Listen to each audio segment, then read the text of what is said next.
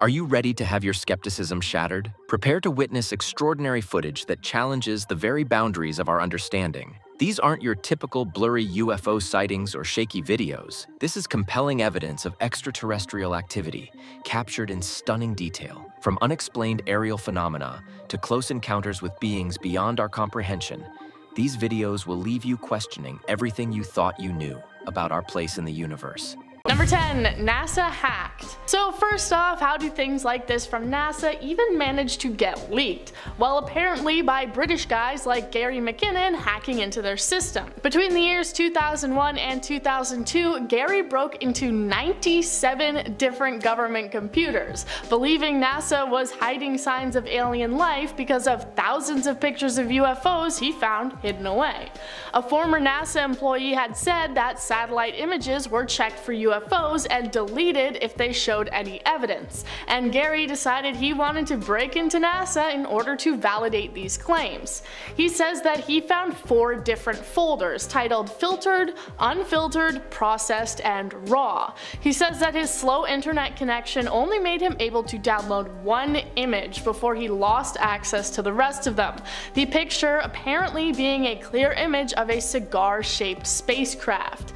Gary believes that NASA is hiding a wealth of UFO evidence from the public. Number 9. Edgar Mitchell. Astronaut Edgar Mitchell landed on the moon with the Apollo 14 mission, and he also believed that aliens helped prevent a conflict between the United States and Russia. He claimed that top military officials were hiding evidence of unidentified flying objects, and the fact that they were apparently often spotted hovering over White Sands testing range in New Mexico.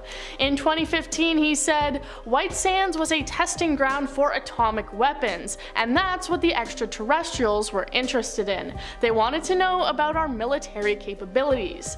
My own experience talking to people has made it clear the ETs had been attempting to keep us from going to war and help create peace on Earth." He stated that the military had given him loads of information on aliens and their interactions with Earth, and after he left NASA, he dedicated his life and studies to looking into extraterrestrial existence. Number 8. Mars photos. A man named Richard Hoagland believes that NASA knows a lot more about Mars than they're letting on. He believes that astronauts have been to Mars and that there is a plethora of evidence of alien life on Mars that NASA is insistent on covering up. During the Viking 1 orbit in 1976, NASA released various photographs of the surface of Mars, and some of them seemed to show various different structures and one that apparently even looked like the Sphinx.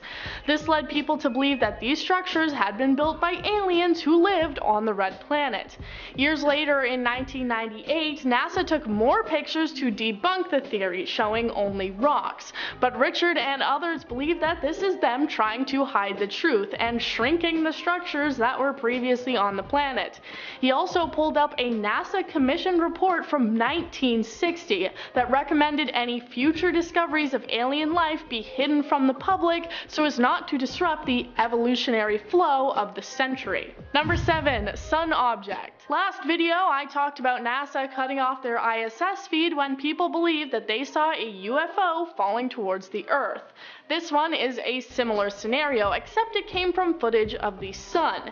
In May of 2012, a YouTube user posted a video of a mysterious object seen flying near the sun in NASA's broadcast. The video zooming in on the pyramid-shaped object that many believe to be some sort of alien craft flying near the sun. A day later, NASA shut down the video feed. In a second video, the user said, "This is a cover-up to prevent us from seeing these things again. NASA must have seen this video and started making plans to change the way you and I are allowed to view it. NASA are clearly trying to stop us looking at the sun." Alien deniers may say that this is just some sort of camera glitch or sun flare, but I think we all know the truth. People telling you not to look at the sun is actually just propaganda so we don't see the aliens. And I'm just gonna say quickly for legal reasons that I do not actually condone staring into the sun. Number 6, the cube. This also isn't the only case of NASA cutting off the sun live stream after suspicious activity. It happened just this year in May as well. On May 2nd at around 1 in the afternoon, a large black cube appeared to come out of the sun, visible for about 2 seconds. A glitch then appeared on the live stream covering a large part of it, and after it clears, the cube is gone. An expert posted this to YouTube going over the footage and claims that this is evidence of some sort of alien spaceship coming out of the sun. Perhaps they have a secret alien base in there. Also, I say expert because he is a self-proclaimed extraterrestrial expert, and honestly, I'm gonna start calling myself that as well. You guys are watching a video from an expert now, people. Most people in the comments claim that this was just some sort of square-shaped solar flare, while another even claimed it was the manifestation of an angel gaining power from the sun. Number 5, evidence scale. This one is not so much leaked, but was instead part of an announcement that NASA was going to become more serious about trying to discover life on other planets. They announced that they are going to have a scale to measure extraterrestrial evidence so that it's not as black and white as life or no life. Proposed by NASA chief scientist Jim Green, the scale includes 7 different levels, which ranks evidence of life based on their environment and the opinions of the scientific community at large. The highest levels on the scale are of course level 6, verifying signs of life with several different instruments, and level 7, and on different locations on the world. They said in a statement, "We need a better way to share the excitement of our discoveries and demonstrate how each discovery builds on the next, so that we can bring the public and other scientists along on the journey. This new eagerness to bring people along on the journey of discovery could be a sign that they're warming us up to revealing aliens." Number 4, meteorite. In 2011, a NASA scientist came out claiming that they had found legitimate evidence of alien life, this being from fossils inside a meteorite that landed on Earth. Richard Hoover said that he found evidence of what is basically microscopic little alien bugs, or as the science people call it, filaments and other structures that appear to be fossils of algae known as cyanobacteria, little alien bugs. Laboratory tests done found no evidence that they were the remains of Earth-based organisms, despite being slightly similar to organisms that have been found in the waterways of Spain. Hoover says that the lack of nitrogen, which is essential for life on Earth, proves that they are the remains of extraterrestrial life forms that grew on the parent bodies of the meteorites when liquid water was present, long before the meteorites entered the Earth's atmosphere. This isn't the first time that this sort of evidence has been found on meteorites, and it probably won't be the last. Number 3, anonymous. We know that the infamous Gary McKinnon managed to hack into the NASA databases and find secret UFO pictures, but did you know that the group known as Anonymous did it as well? In 2017, they made a 12.5-minute long YouTube video where they claimed to have gained access to secret NASA information, telling people that NASA was covering up the discovery of alien life. They said that the organization had recently found 219 new planet candidates, 10 having very similar conditions to Earth. Because of this, the group came to believe that NASA was either incredibly close to finding alien life or had already found it. They also stated that this was a sign NASA was getting closer and closer to revealing the truth about aliens. And while many people brushed it off as being ridiculous, we now know that NASA has just revealed their new UFO study, so Anonymous may have been closer to the truth than we thought. Number 2, Black Knight Satellite. Alright, now let's get into some stuff that is a little more conspiratorial than usual, if that's even possible, and various different ways that people believe NASA is trying to cover stuff up, but apparently not doing a good enough job. There is a conspiracy that there is a satellite called the Black Knight Satellite, which was set up by aliens more than 12,000 years ago in order to spy on humans. Photos from the first shuttle trip to the International Space Station station in 1998 appeared to show a large black object hovering over Earth, and people believed it was the first photographic evidence of the Black Knight satellite. All previous evidence from years before were just things like radio signals. They also believed that back in the early 1900s, Nikola Tesla actually picked up signals from the Black Knight. Whether or not you actually believe in the existence of the satellite spying on us apparently doesn't matter anymore, as it was reportedly shot down by the Illuminati in 2017. Number 1. Hollow Earth. Alright, this one's not so much about aliens, but trust me on this, I am a self-proclaimed extraterrestrial expert, okay? In 2016, one YouTube user suggested that NASA was trying to cover up the existence of something at the North and South poles. Old satellite images of Earth from space appear to apparently show some sort of a massive hole at each end of the Earth, what they claim to be an entrance. If you're not sold on the flat Earth theory, then let me introduce you to Hollow Earth. As its name suggests, the truth is apparently that the inside of the Earth is hollow and actually contains inner Earth complete with its own sun. Explorers have apparently seen the inner Earth firsthand when flying over the North Pole. So this is just a cool, crazy conspiracy, and it doesn't actually really relate to aliens, but I just wanted to talk about it. So as an alien expert, I'm just gonna say that the inner Earth is actually where all the aliens live, and they control us from the inside. Number 10. Contractor. A former NASA contractor went on video to reveal the fact that NASA has been keeping secrets from us. She says she both viewed and heard evidence that 3 NASA astronauts said that they had seen unidentified flying objects land on the moon, but that these events were later covered up in an operation that was codenamed Santa Claus, a fitting name as NASA wants you to believe that UFOs are just about as real as Santa. She says that she had clearance to enter Building 8 at NASA's Johnson Space Center back in the 1970s. She says that she received information over lunch from officials that if anyone was ever caught exposing aliens as real, they would lose their pensions, and apparently one person in the past had not only lost their pension, but had disappeared off the face of the earth. In the video, she said, "They didn't threaten to kill me, but I got the message I shouldn't talk about it." She apparently witnessed everything from employees being forced to burn photographic evidence and seeing official pictures being airbrushed to hide UFOs. Number 9. The Kecksburg File. On the night of December 9th, 1965, a giant fireball which caused a sonic boom streaked across the sky before crashing into the woods in Kecksburg, Pennsylvania. Military immediately arrived and sealed off the area, hauling off a massive object the size of a bus to their Air Force base nearby in Ohio. The Pentagon immediately tried to cover it up, saying it was a meteorite, releasing no details about the incident. But in 2003, NASA went on to say that it was not a satellite,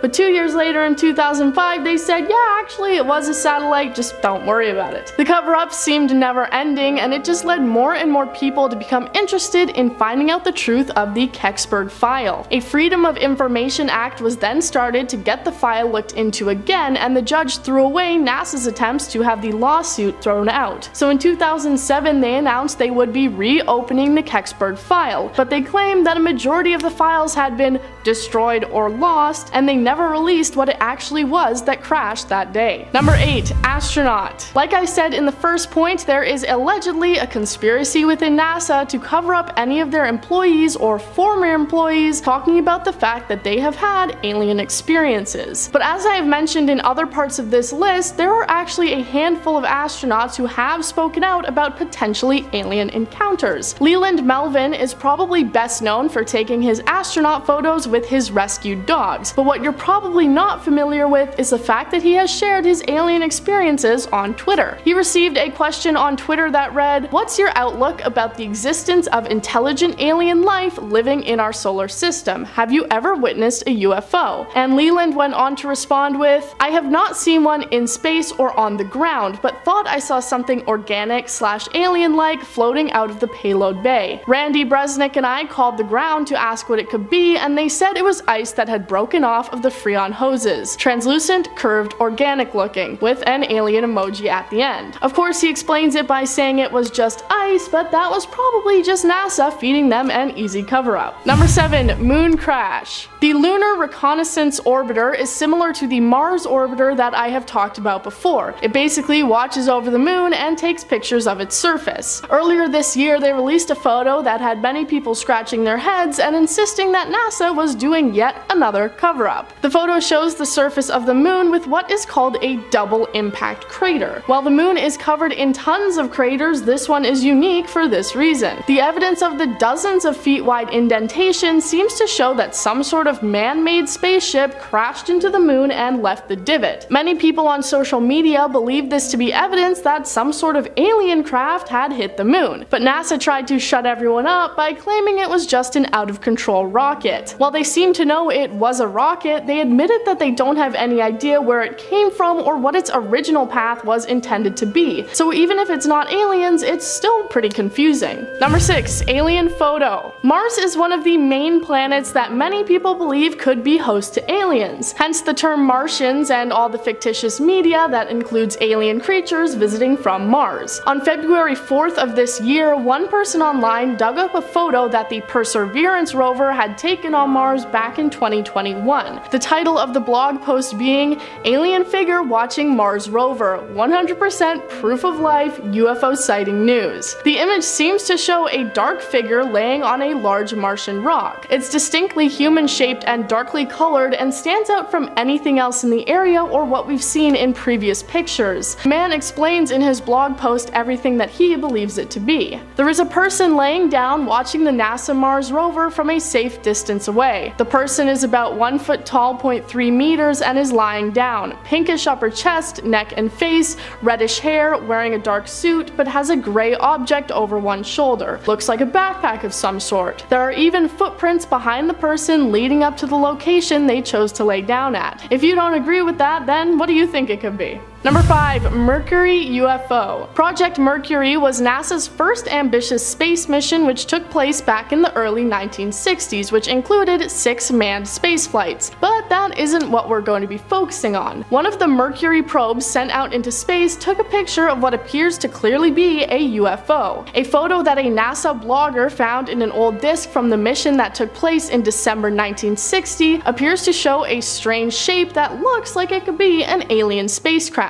While many arguments against UFOs are that they're just random space junk, this was at the beginning of NASA's steps out into space, so there really couldn't have been that many rocket pieces and broken panels floating around. The blogger says that he believes this is aliens wanting to watch one of humanity's biggest steps, not worrying about being seen because this particular craft didn't actually have any humans on it. Number 4. Deleted UFO. This same blogger also recently found evidence of NASA purposefully covering up and deleting archival photos that appear to show evidence of aliens. He found a photo of what appears to be a large, dark, rectangular alien ship flying past the sun, and he also found that NASA is trying to hide it. On his blog, he said, "I found a huge rectangle UFO shooting past our sun, and it's got to be several miles across or more. I tried to find it on another NASA site, but I got an error message. Then I tried using official European Space Administration software, and again, error message. Then I went into the individual photos online and input my own URL, but these photo times do not exist. That's 3 different sources all erased from existence. I found it at a 4th source." He says that he won't reveal this other source as he doesn't want it taken down as well. There are 20 different photos in a row that all show the unidentified craft, and he calls NASA out for never saying anything about it. Number 3. Mars photos. I talked about this on a separate list, but I also wanted to touch on it here too. We've taken a look at one Mars rover photo already, but I want to dive into just how many of these there are. People are constantly picking out unexplained and potentially alien things popping up in these photos of the red planet. One of the most baffling recent images is this one that appears to show some sort of carved out entryway which people believe must lead to some sort of alien hideout on the planet, looking too precise to have been caused by natural weather and environment conditions like NASA claims. There have also been many rocks that appear to be much more than just rocks, as they stand out from anything else in the photos, almost looking like a sort of coral growing out from the ground through the dust. There are a lot of them, and NASA has attempted to explain away all these photos, but there is still just a lot of mystery there. Number 2, the Calvine photo. This one is similar to the Kecksburg file in the way that it is also a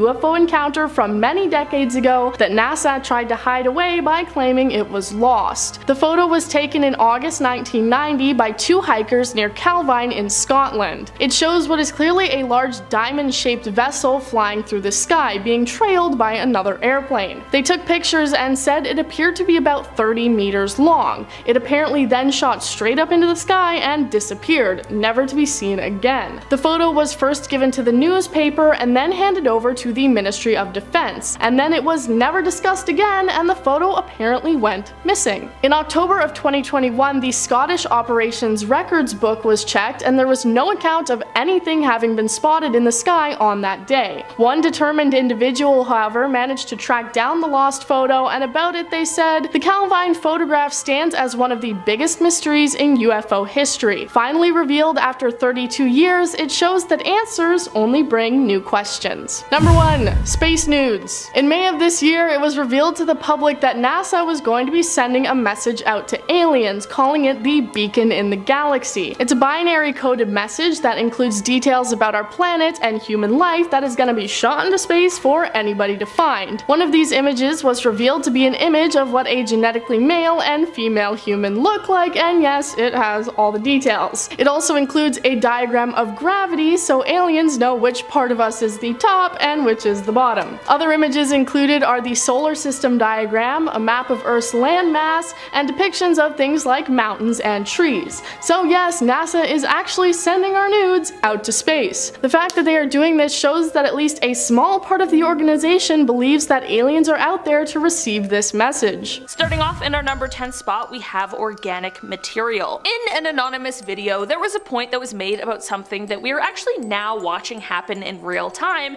and that is the mission to Mars for the Perseverance rover that is currently there digging around in the soil. The video stated that Mars may hold signs of an ancient environment that may have been favorable to microbial life. Well, that is exactly true, and the reason the rover is there at all. While Mars' thin atmosphere is unable to shield that planet from the high amounts of radiation coming from space now, it is thought that the atmosphere did once act as a better shield, and that the environment of Mars may have once been a great host for life, which is exactly why this mission is so important. This is all interesting because when this anonymous video was first released, it was still years away from the Perseverance mission actually taking place. But now, just a few months ago in September of 2022, there was a huge announcement made in this search for alien life. Recently, the rover has been searching at the site of an ancient river delta, trying to find any clues that might give us insight into the past lives of the planet, and that is when it made its most important discovery so far. A few recently collected samples have been confirmed to include organic matter. This means that the Jezero crater, which likely was once the home to a lake that the delta emptied into, well, it would have potentially had a habitable environment about 3.5 billion years ago. These organic molecules are supremely important because they represent the building blocks of life, like carbon, hydrogen, and oxygen. And while this discovery doesn't just flat out confirm the past existence of life on the planet, it is one of the strongest clues we've ever received, which is absolutely unbelievable. In our number 9 spot today, we have the planetary system. In an anonymous video, whoever the person is speaking, they draw attention to a nearby star called TRAPPIST-1. The video didn't go too much into detail about this, but I'm here to do that now, so we can all know what they're talking about. While TRAPPIST-1 is a star, the revelation that the video spoke about was that this star has an entire solar system of Earth-like planets. This discovery first came in 2017, and upon further research in 2018, it was revealed that some of the planets just may harbor even more water than Earth does. Some of the planets are a little too close to the star, so the water is more atmospheric water vapor. The ones in the middle have liquid water like us, and the furthest ones have ice. TRAPPIST-1 is now the most thoroughly known planetary system apart from ours, which is kinda cool. While the anonymous video made it seem like there was a full-blown advanced alien civilization living in this solar system, there still might be potential for some form of microbial life that we just haven't quite found yet, and that is very cool. You know, we gotta start somewhere. Microbial life first, little green dudes next. In our number 8 spot today, we have cyanobacteria. For around 2 decades, Dr. Richard Hoover has been studying meteorites that were found in Antarctica, and in 2011 he claimed that he and his team had found evidence of ancient bacteria from colonies that thrived on comets, moons, and other planets. The astrobiologist said that they were able to make this discovery through the use of the most advanced microscanning technology in the entire world. Dr. Hoover sliced open these meteorites and discovered what they call the remains of cyanobacteria, also known as blue-green algae. This type of algae is said to have a unique quality and the ability to thrive even in some of the harshest conditions, which is necessary when talking about surviving the extreme environment some other planets hold, as well as just space in general. Dr. Hoover said that while some of the bacteria he had found was similar to those on Earth, he said that some of the others were completely alien. He said, quote, "Neither I nor other experts who have seen the evidence have any idea what these creatures might be. I believe these findings indicate that life is not restricted to Earth, but is broadly distributed even outside our solar system." In our number 7 spot today, we have the FBI documents. One self-proclaimed member of Anonymous took to the internet to discuss some important FBI documents that are apparently unclassified, just sitting there on the website waiting for people to take a look at their contents. The video claims that the document suggests that we've not only been visited by aliens from space, but also beings from other dimensions. The video does explain that the document didn't originate from within the FBI and rather from a university head, but that the FBI treated the document with the utmost importance, which is certainly interesting. It is also very important to note, however, that this document was sent in 1947. Not sure if that makes the claims more or less likely or credible, but the timing of it definitely seems important, at least to me. While this is one of the things that you have to draw your own conclusions from, in the video it is mentioned that while we are arguing whether or not supposed UFO or alien sightings have really taken place here on Earth or in space, there are real instances of extraterrestrial beings visiting us, but we're just too focused on the debate to open our eyes and see for ourselves. In our number 6 spot today, we have the light shifts. In the latter half of 2015, a Penn State astronomer named Jason Wright explained that there were pretty erratic and spontaneous shifts in the light that was coming from a newly discovered star. The star sits about 1,280 light years away from us on Earth, and these shifts were very similar to as if something was passing in front of our view of the star briefly before passing through. Scientists weren't able to connect this to any exoplanets or anything like that, which we could understand, and this is what led Jason to quite an interesting theory. He stated that it is possible that the shifts are caused by massive objects passing in front of the star in a kind of orbit, like an array of massive satellites or a similar kind of structure, like the type of thing that could be produced by an intelligent and civilized life form. Again, like many things, it's just a theory, but a very compelling one at that. In our number 5 spot today, we have the 2023 sighting. The sign of alien life is in the form of a video, and this video was taken very recently on January 22nd this year, 2023. The video was posted to Reddit by a user called MaxKeller96, and with the video they gave some context. Quote, "My sister, dad, and I were out hiking near Picket Post when one of us noticed something glimmering near the mountain, so we stopped to look at it. All I could really make out is that it was a small bright dot in the sky. After a good 15 seconds of staring at it just silently hanging in the air trying to figure out WTF it was, I started recording. Sorry it's shaky AF, I could barely see my phone screen and was trying to get a good look at it with my own eyes. It then dropped 2 flare looking things, though my sister swears she counted at least 3, and then it instantly sped off, heading southish. Up until that point I thought it might have been a helicopter or a drone, as there's a lot of military Air Force base stuff out here, but there is no effing way anything can accelerate that fast. We all lost sight of it nearly instantly after the video cuts, and we were all properly freaked the F out about it. I've replayed the video probably 100 times and tried showing it to everyone I know, and no one had any idea what it could be other than a super high-end drone. If you think you know, please let me know. After watching the video also probably 100 times, I can definitely say that I had no idea what they saw that day, because I also really don't think it's a drone. Also, I just have to say that this video even gathered people together on Reddit. And that's no easy feat. Redditors are ruthless and often very skeptical, and still people are pretty on board and confused over what this could have been. In our number 4 spot today, we have the etheric planet. There is a claim that not only have we been visited by some sort of extraterrestrial beings, but that these beings that have apparently been visiting us are coming not from a planet as we think of it, but rather some sort of etheric planet that interpenetrates with our own, but we're just unable to perceive. Apparently, if you're a student of esoteric esoteric matters, these concepts will make a lot more sense to you, or so this anonymous video claims. These alien beings are apparently able to make a conscious decision to enter our plane, and in that same respect they are able to make a decision to disappear from our view. They are visiting us as they are thinking about settling here on our plane, and that they are coming here peacefully. During these visits they are also said to have technology that would destroy any sort of attack made on them, so it is advised that if they make themselves visible to us, we do not attack or make them feel threatened. I'm not so sure about this one, but at the end of the day I am certainly no student of esoteric matters, so maybe it's just something that my brain cannot comprehend with the knowledge I currently have, you know? I'm on one plane, I gotta get on another level. In our number 3 spot today we have the witness testimony. Speaking of alien visits, another person that Anonymous pointed out as a good source to listen to was a man named Dr. Brian O'Leary, who is a former NASA astronaut and Princeton physics professor. Apparently he stated that there is abundant evidence that we are being contacted, that civilizations have been monitoring us for a very long time, and that their appearance is bizarre from any type of traditional, materialistic Western point of view. He also apparently said that these visitors use the technologies of consciousness, they use droids, they use co-rotating magnetic disks for their propulsion systems, which seems to be a common denominator of the UFO phenomenon. I obviously have no idea how I could possibly substantiate these claims, but they certainly are interesting regardless of what you personally believe. This could, of course, just be nonsense in order to stir up the masses,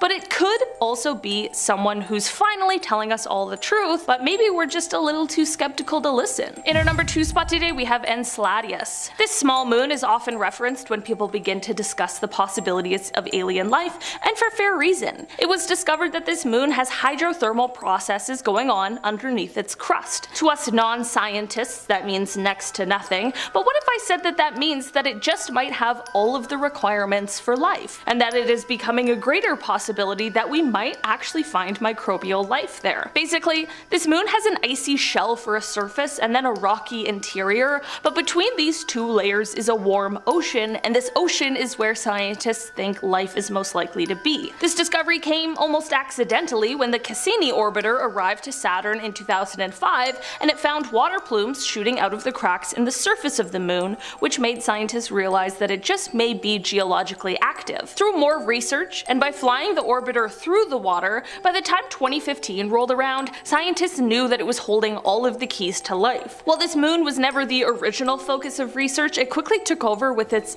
very exciting potential. In our number 1 spot today we have the Venus cloud. A couple years ago in September of 2020, astrobiologists everywhere were excited and skeptical of some new potential evidence that had been found in the upper clouds of Venus. The new findings were pointing to the potential of the presence of phosphine in these clouds. Phosphine is a rare and usually poisonous gas that on Earth is basically always met with the presence of living organisms. Venus hasn't really been the top of the list of choices for finding potential life due to its surface temperature and pressure and the sulfuric acid clouds, but this evidence could prove to say something otherwise. 2 separate telescopes were able to pick up the signatures of phosphine in a cloud that had a similar temperature and pressure to Earth, and while this isn't concrete evidence of space bugs, it will at least be a reminder that we should be continuing to look for life even in the most unlikely places. And hey, maybe it is space bugs. I don't know. Starting off this list in our number 10 spot we have Europa. This is actually an icy moon that can be found floating around Jupiter, and it is one that Anonymous has pointed to as being important when it comes to our search for alien life. Europa has been a point of interest for a while after NASA's Galileo Jupiter probe in the 1990s, when it revealed an unusually warm spot in Europa's cold surface. In March of 2014, the Hubble Space Telescope detected what scientists thought might be a plume of water vapor, but the caution turned to cautious excitement and optimism in February of 2016 when the telescope caught another, much larger plume in the same spot. This has led to the creation of the Europa Clipper mission. While this mission doesn't yet have a set date, it will see an orbiter flying to Europa to fly through these plumes in an attempt to see what they are made out of, similar to Enceladus, which we talked about last time, to see if it really is holding the key to life, or maybe life itself. One of the scientists on this Clipper mission, Robert Pappalardo, explained that if there is life on Europa, it almost almost certainly was completely independent from the origin of life on Earth. That would mean that the origin of life must be pretty easy throughout the galaxy and beyond. In our number 9 spot today, we have exoplanets. This is one of the first things that was mentioned in a 12-minute long anonymous video that was released back in 2017. Basically, they bring up the point that around 25 years ago, we didn't know that planets existed outside of our solar system. While that seems hard to believe, that is actually basically true, keeping in mind that this video was released a few years ago, in 2017. The first exoplanets, which are what planets outside of our solar system are called, were discovered in 1992, which is super recent. The video then goes on to explain that today we have found over 3,400 exoplanets that orbit other suns. This may seem redundant or unimportant, but this is a really important part of our search for alien life. With the vastness of space, there are so many places that need to be searched, more than we could possibly ever search,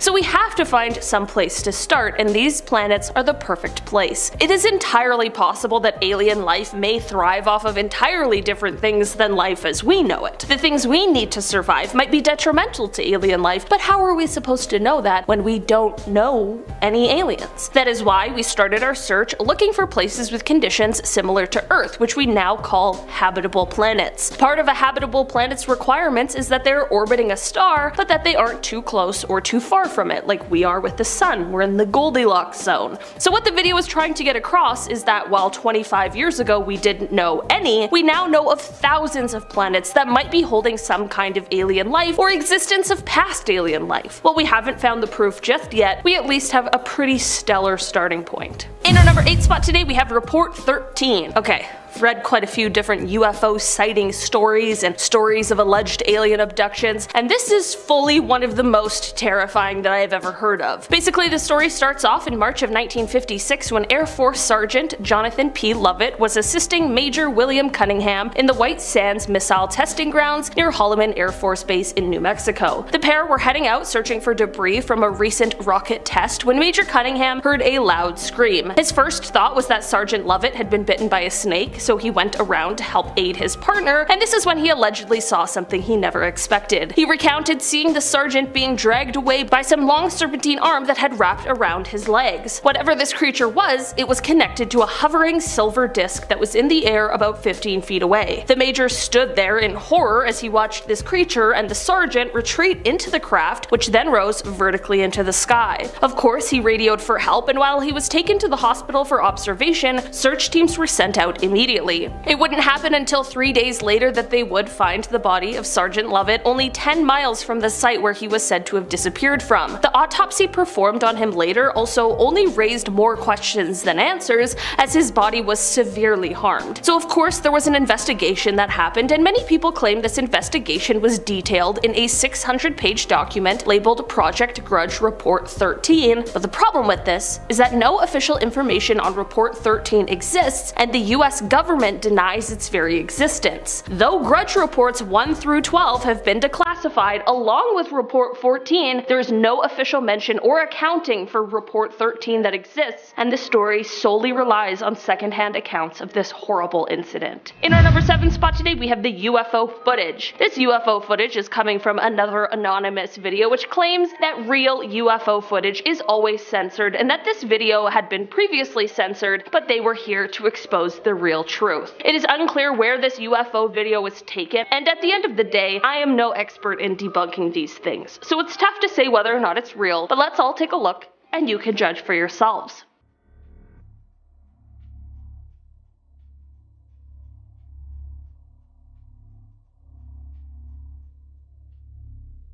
I know that wasn't the most exciting video, but what do we think aliens are going to be doing if they really are visiting us? What do you guys think? Do you think that this video is really showing some sort of UFO? And if you do you think it's aliens or just some sort of secret project that we aren't privy to? I don't know. There's always options, you know? I don't know what to make of anything. In our number 6 spot today, we have the Air Force disappearance. On the night of November 23rd, 1953, near the Canadian-US border, the United States Air Defense Command noticed a blip on their radar where there shouldn't have been one. This was showing that there was some sort of unidentified object that was in restricted airspace over Lake Superior. In response to this, an F-89C Scorpion jet was sent to investigate with 2 crew members. First Lieutenant Felix Moncla was piloting the craft, while Second Lieutenant Robert Wilson was observing the radar. Once in the air, the pair had trouble tracking the object, which kept changing its course, which then led to ground control helping to direct them. The jet pursued the unknown object for 30 minutes as it closed in on it at 500 miles per hour. After a while, the 2 blips on the radar, one being the unknown object and the other being the investigating jet, converged into one point, and then suddenly the radar returned from the F-89 simply disappeared from ground control's radar scope. Shortly after this, the radar blip that was from the unidentified object also veered off and then vanished. The men who were sent to investigate in the jet never returned from the mission, and there was never any wreckage found signifying an accident despite extensive searches. The men and the jet just disappeared completely. It is said that the explanations for the disappearance that have been released throughout the years have changed and flip-flopped in what they say happened. So at this point, no one has any idea what really went on here. In our number 5 spot today, we have the UFO footage. Part 2, alright? Because this is a part 2, so what else are we doing? We have to include just one more video of what is claimed to be proof of aliens visiting us here on Earth before we get back more into the science-y points. This is another video that was uploaded by a member of Anonymous, and it comes from 2017. The video features a dark sky, but it shows what looks like some sort of aircraft with a few flashing lights, and it seems it is able to basically just hover there. Not long after the video starts, another mysterious UFO seemingly joins the first one, and the 2 are just seen floating.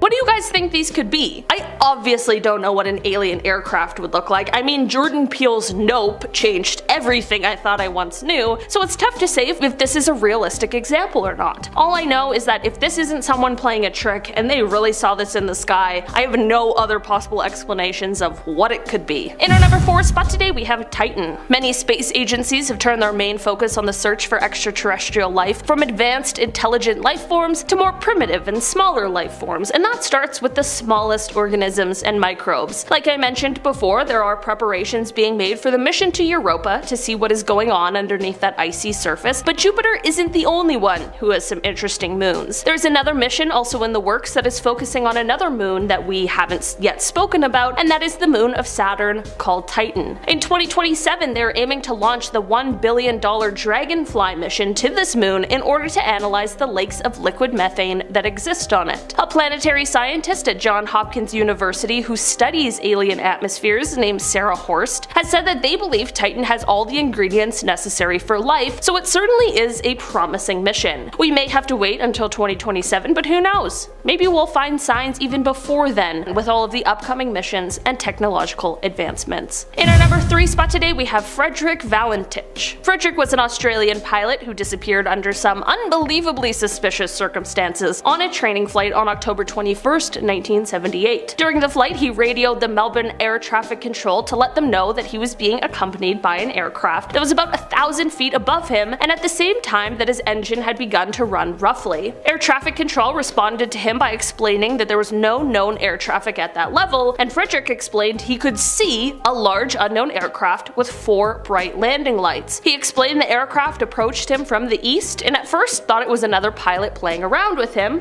which, for the record, during flight seems like a terrible time for someone to play a prank, but then he went on to explain that the mysterious aircraft was orbiting him and that it had a green light on it. When Air Traffic Control tried to get further details and asked what kind of an aircraft it was, Frederick responded by saying, quote, "It's not an aircraft." After this, his radio transmission was interrupted by a metallic scraping sound, and this is when all contact was lost. Sea and air search begun, but to no avail. There have been speculations that don't involve alien abduction, such as a staged disappearance, the possibility of Frederick getting confused and flying upside down, and potentially even him taking his own life, but all of these theories have been debunked in some kind of a way, and neither the aircraft or Frederick himself have ever been found. The reason why alien abduction has been the main theory in this case is due to the fact that there were many reported UFO sightings on the same night in the same region as his disappearance. It of course leaves us with more questions than answers, but it's all very interesting and very mysterious. In our number 2 spot today we have Oumuamua. I think I said that right, but honestly every time I say this somebody tells me I say it wrong, so you know what? I don't know, man. I don't speak alien. This is one piece of evidence that actually has scientists fighting over what is going on with it. A few years ago scientists all agreed that we had found an object that was flying through our solar system and they called it Oumuamua, or however you want to say that, and it was widely agreed that it was an interstellar comet that had swung out from around another star. But upon closer examination they realized that something was propelling it and causing it to accelerate, and this is when the debate started because they just don't really know why. A.V. Loeb, who's a Harvard University astrophysicist, proposed the idea that rather than a comet, this could be an alien probe that is being pushed by a light sail, which is a very wide but extremely thin piece of material that accelerates by being pushed by solar radiation. Other scientists didn't agree with this and instead said that it's possible that hydrogen ice could have melted off of the object in a way that would mimic a rocket engine or something of that nature, but in August a couple years ago A.V. wrote a study that hydrogen ice is too easily heated and it would have melted off long before it reached our solar system. I guess this is all to say that we just have to wait it out while the scientists debate and gather more evidence to really know what's going on behind this one. In our number 1 spot today we have radio signals.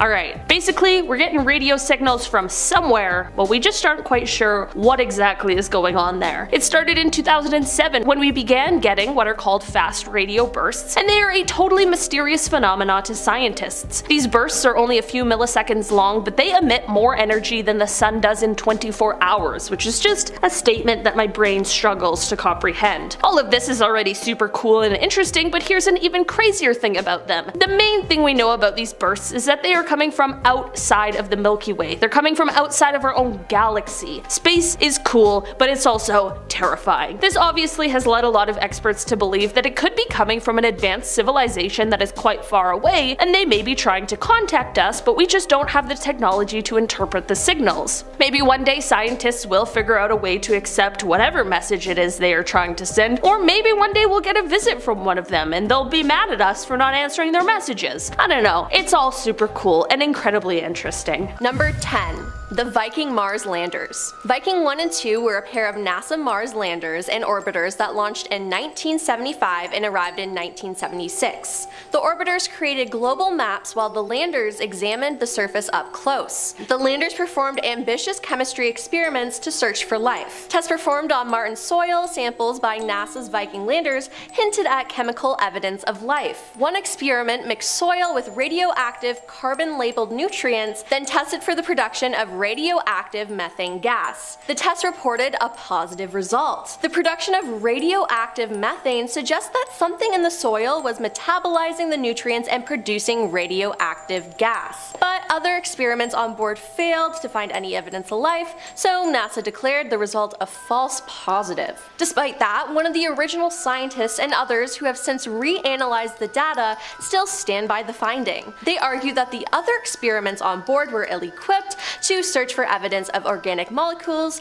a key indicator of life. Next up at number 9, we have the Sumerian civilization. The ancient Sumerians were a group of people that suddenly became established in Mesopotamia circa 2900 BCE. No one is quite sure where they came from originally, but they believed and documented that their origins were not from planet Earth. According to ancient texts, the Sumerians were created by an alien race called the Anunnaki, who came to Earth after their planet Nibiru collided with another planet in the solar system. The aliens found themselves in short supply of gold, which they needed in their atmosphere, and saw that Earth was in high supply. So they landed here and created a new species that was half alien, half human, to mine the gold for them. Now, it does sound a little crazy, but the Sumerians did have advanced scientific, agricultural, and technological knowledge, as well as an acute understanding of the solar system, which was highly advanced at their time. Researchers have recorded clay pot batteries that still contained electrodes, a flyable model airplane, as well as an unexplainable capability to cut large stones with exact precision. Not to mention that rockets, airplanes, and helicopters were all depicted on certain artifacts from the time too. Even stranger is that there is mitochondrial DNA evidence linked to a woman in Africa dating more than 100,000 years back near a gold mine. While of course we might never know for sure, the legend of the Anunnaki has made even some of the biggest skeptics question the reality of aliens. Number 8. Radio signal received 3 times from the same region of space. In February 2003, astronomers with the Search for Extraterrestrial Intelligence (SETI) project used a massive telescope in Puerto Rico to re-examine 200 sections of the sky which had all previously yielded unexplained radio signals. These signals had all disappeared except for one, which had become stronger. The signal, widely thought to be the best candidate for alien contact, comes from a spot between the constellations Pisces and Aries, where there are no obvious stars or planets. Curiously, the signal is at one of the frequencies that hydrogen, the most common element, absorbs and emits energy. Some astronomers believe that this is a very likely frequency at which aliens wishing to be noticed would transmit. Nevertheless, there is a good chance the signal is a never seen before natural phenomenon, but I'd like to think that it's aliens. Coming in at number 7, Vimanas. There are a few ancient epics from India that depict a great battle taking place in the sky. The battle was fought using flying machines of war called Vimanas, and the legend says that they fought against strange creatures that used nuclear-like explosions and weapons that no one had ever seen on Earth before. First off, Vimanas are depicted in multiple texts throughout history, and while we don't know for sure, there are some people that think they could have been real. Manuals with detailed explanation of how they work have been uncovered, and early aircrafts even used knowledge outlined by the mythical flying machines. But what about this alien battle? Well, it allegedly took place in the city of Dwarka, created by Lord Krishna. Dwarka was being attacked from the sky with unknown weapons, until finally Krishna fired at the spacecraft until it left the atmosphere. After some time, Krishna then departed Earth and the ocean consumed the city of Dwarka. Now for many years, Dwarka was considered to be a myth. That was until the Archaeological Survey of India established the presence of a submerged city near the temple town of Dwarka, and found the remains of a citadel wall and rubbles of a palace about 40 to 60 feet deep in the ocean. So maybe there really was an alien sky battle after all. Number 6. The Drake Equation. Back in 1961, astronomer Frank Drake devised an equation by which he could estimate the likelihood of the existence of alien life, taking into account a number of factors, including the average number of planets able to support life and the fraction that could go on to support intelligent life. It was made not for the purpose for quantifying the number of civilizations, but as a way to stimulate scientific dialogue at the first scientific meeting on the search for extraterrestrial intelligence, SETI. The equation summarizes the main concepts which scientists must contemplate when considering the question of other radio-communicative life. Although it was devised in 1961, it wasn't implemented until 2001. The result? Statistically, hundreds of thousands of such planets should technically exist. So with all these planets existing, there has to be aliens, right? Next up at number 5, the Madonna with Saint Giovannino. Dating back to the 15th century, this iconic painting is arguably one of the most debated depictions of alien life on Earth. Likely painted by Domenico Ghirlandaio, I hope I said that right. I mean, there is debate there too, but that's for another story. As you can see, it depicts the Madonna with baby Jesus and St. John. But if you zoom into that top right corner, you'll notice something very strange. There is an unnamed man shielding his eyes from what looks like a bright light in the sky, and beside him is a dog staring up at the same shining object. The object appears to be strangely similar to most modern depictions of a UFO,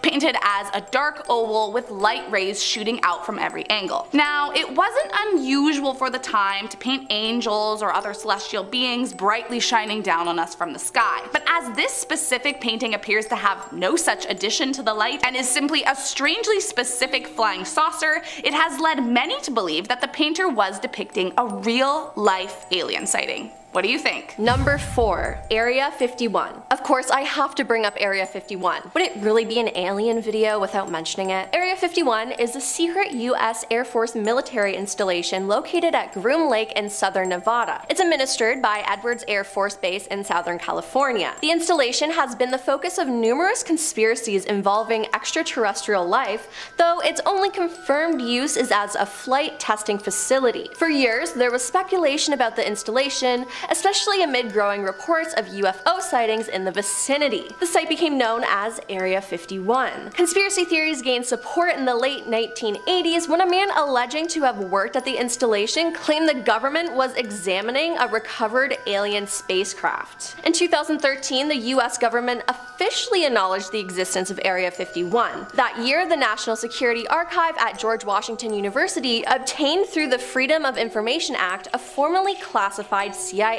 document that chronicled the history of the U-2 spy plane. A heavily redacted version had previously been released in 1998. Now, according to the report, in 1955, the remote site, which included an airfield not used by the military since World War II, was selected in order to test the U-2. Test flights of that spy plane and subsequent aircraft accounted for many of the UFO sightings in the area. The U-2 could reach altitudes much higher than any other planes at a time, but is that just a cover-up? Area 51 is so mysterious, it wouldn't surprise me if they were lying. Coming in at number 3 is the WOW signal. Back in 1977, astronomer Jerry Eman was researching at the Ohio State University when an incredible and unexplainable radio signal was detected using the school's Big Ear telescope. Now, in those days, information was run through what was called an IBM 1130 mainframe computer before being printed on paper and then studied by hand. Upon reviewing the findings, Jerry came across something he had never seen before. There, in a vertical column, was the sequence 6EQUJ5. Jerry was flabbergasted and immediately circled the sequence and wrote "wow" with an exclamation point right beside it. Hence the name. The signal they picked up had come from nearly 220 million light years away, and there was no explanation as to how or why a radio signal could be detected from that distance. It immediately became a sensation in both the science community and the rest of the world, and was used to support the search for alien life in the universe. Jerry himself says he's convinced that it certainly has the potential to be the first signal from extraterrestrial intelligence, but despite best efforts, no such signal has ever been seen since, which only makes it all the more intriguing. Number 2. Astronauts have seen them. So there are tons of registered sightings of UFOs, but majority of the time there's a thorough debunking accompanying them, or they're just a plain old hoax. But throughout history, there have been a number that have been harder to explain away. From the 1853 sighting by a number of students and professor at the Tennessee College campus, to the Stephenville Lights case from 2008, with over 200 witnesses spotting the UFO, including 3 policemen. Now, if you're gonna believe any reports of UFOs, you might as well trust those coming from the men who have actually been to space. The list of those who have made claims of sightings include Edgar Mitchell, Katie Coleman, and Dr. Brian O'Leary, many also referencing government knowledge of alien existence and cover-ups. But one experience that stands out is from Buzz Aldrin. He has spoken of his own experience on board the Apollo 11 in 1969 when he said they saw something flying alongside them. At first, they thought it was the final stage of the detached rocket, until Mission Control confirmed it was 6,000 miles away from them. Hey, if you're gonna believe anyone about aliens and UFOs, it should certainly be an astronaut. And last up today in our number 1 spot is the mysterious men in black. There are several different accounts from people starting around the 1950s where they uncovered something they believed to be linked to proof of alien existence, only to be visited by strange men in black soon after. One of the most famous instances was that of Dr. Albert Bender. Bender was a very intelligent researcher with an interest in aliens and UFOs, so much so that he wrote for a magazine called Space Review and even founded the International Flying Saucer Bureau. It started off very successfully. Bender began to gather lots of alleged evidence related to UFOs, but soon he began to see strange men watching him around his town, reportedly with glowing eyes. Bender wasn't too nervous about the strange phenomenon until one night in 19 1953 when 3 men in black showed up at his house. The mysterious men looked at first to be government agents, but he soon discovered they were something from a completely different realm. The men made it clear to Bender that he was to immediately stop all UFO research and investigation and to cease any publishing. They then confiscated some of his findings before threatening him once more and vanishing. Bender was so afraid of the experience that he immediately halted all publishings, quit ufology, and turned into a completely different man, terrified of the world and everything in it. Years later, he published a book about his experience with the men in black and then went on to manage a motel and never touched extraterrestrial research ever again. Starting off in our number 10 spot, we have the organic object. Leland Melvin is an American engineer and retired NASA astronaut who served on board the Space Shuttle Atlantis as a mission specialist. He is an incredibly brilliant man with an incredible resume and possibly has one of the best NASA photos of all time, but it's his expertise and intelligence that really makes this story so unnerving. He claimed that while on a space mission as he was orbiting Earth, which is definitely the coolest beginning for a spooky tale, but also really sets the stage for a multitude of horrifying things that could be about to happen. While he was on this mission, he said he saw a quote alien-like organic object. NASA disputed his claims and said that what he saw was just ice, but I feel like I trust the person who actually saw it with their own eyes. Leland went on to write that whatever he saw was quote translucent, curved, organic looking. I have no explanations to offer, but I will say it certainly is interesting and kind of terrifying, and it only adds more horror to the story when you realize that they tried to cover it up. In our number 9 spot today we have Leveland. This incident took place in 1957 in Leveland, Texas, and actually was the inspiration for a scene in the film Close Encounters of the Third Kind. In the real-life incident, dozens of citizens from across the city began individually reporting seeing a rocket or strange set of lights or some sort of unidentified object, but that wasn't it. Whatever these citizens were seeing was also reportedly interfering with their vehicles as well. Engines were suddenly just dying out and lights were cutting out. If this happened just 1 or 2 times, this could have been some kind of a really strange coincidence, but it was way too many instances. Something else had to have been at play. The authorities at first thought that the reports were a hoax until they too saw the strange lights as they began to investigate. This is where Project Blue Book came in to also investigate, and they came up with quite the conclusion. They claimed that whatever had happened here was simply just a case of an electrical storm and ball lightning that caused the lights in the mechanical malfunctions. That's super reasonable, but the catch with this explanation is that there were no reported thunderstorms in the area that night at all. I'm just saying, something here clearly isn't adding up quite right. In our number 8 spot today we have the lone survivor. This is an unexplained signal that was first detected in 2003 when astronomers were using a massive telescope in order to re-examine 200 different areas of the sky. I say re-examine because these were areas where there was once a signal that was detected coming from them, and they were taking a look back to see if they could detect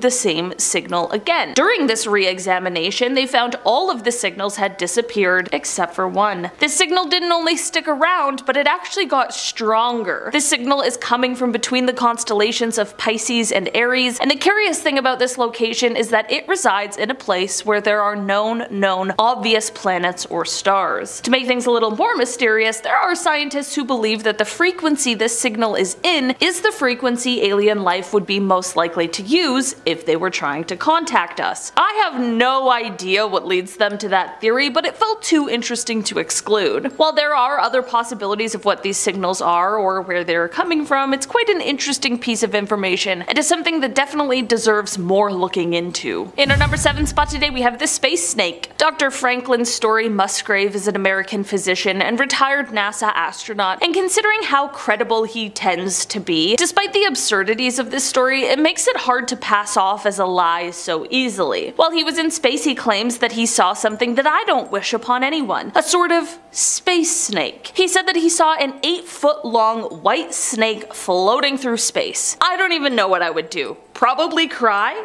Probably call Houston? I'm not sure. There are many people who think that this was simply just a detached hose from the spaceship, but Dr. Musgrave remains adamant on what he saw, and to be completely honest, I believe him. Maybe his mind was playing tricks on him. I mean, I don't know what happens in space, but I do find it really hard to believe that this person, who would likely be really familiar with the parts of a spacecraft, mistook a hose for a snake. Also, how would they not notice an 8-foot-long hose missing?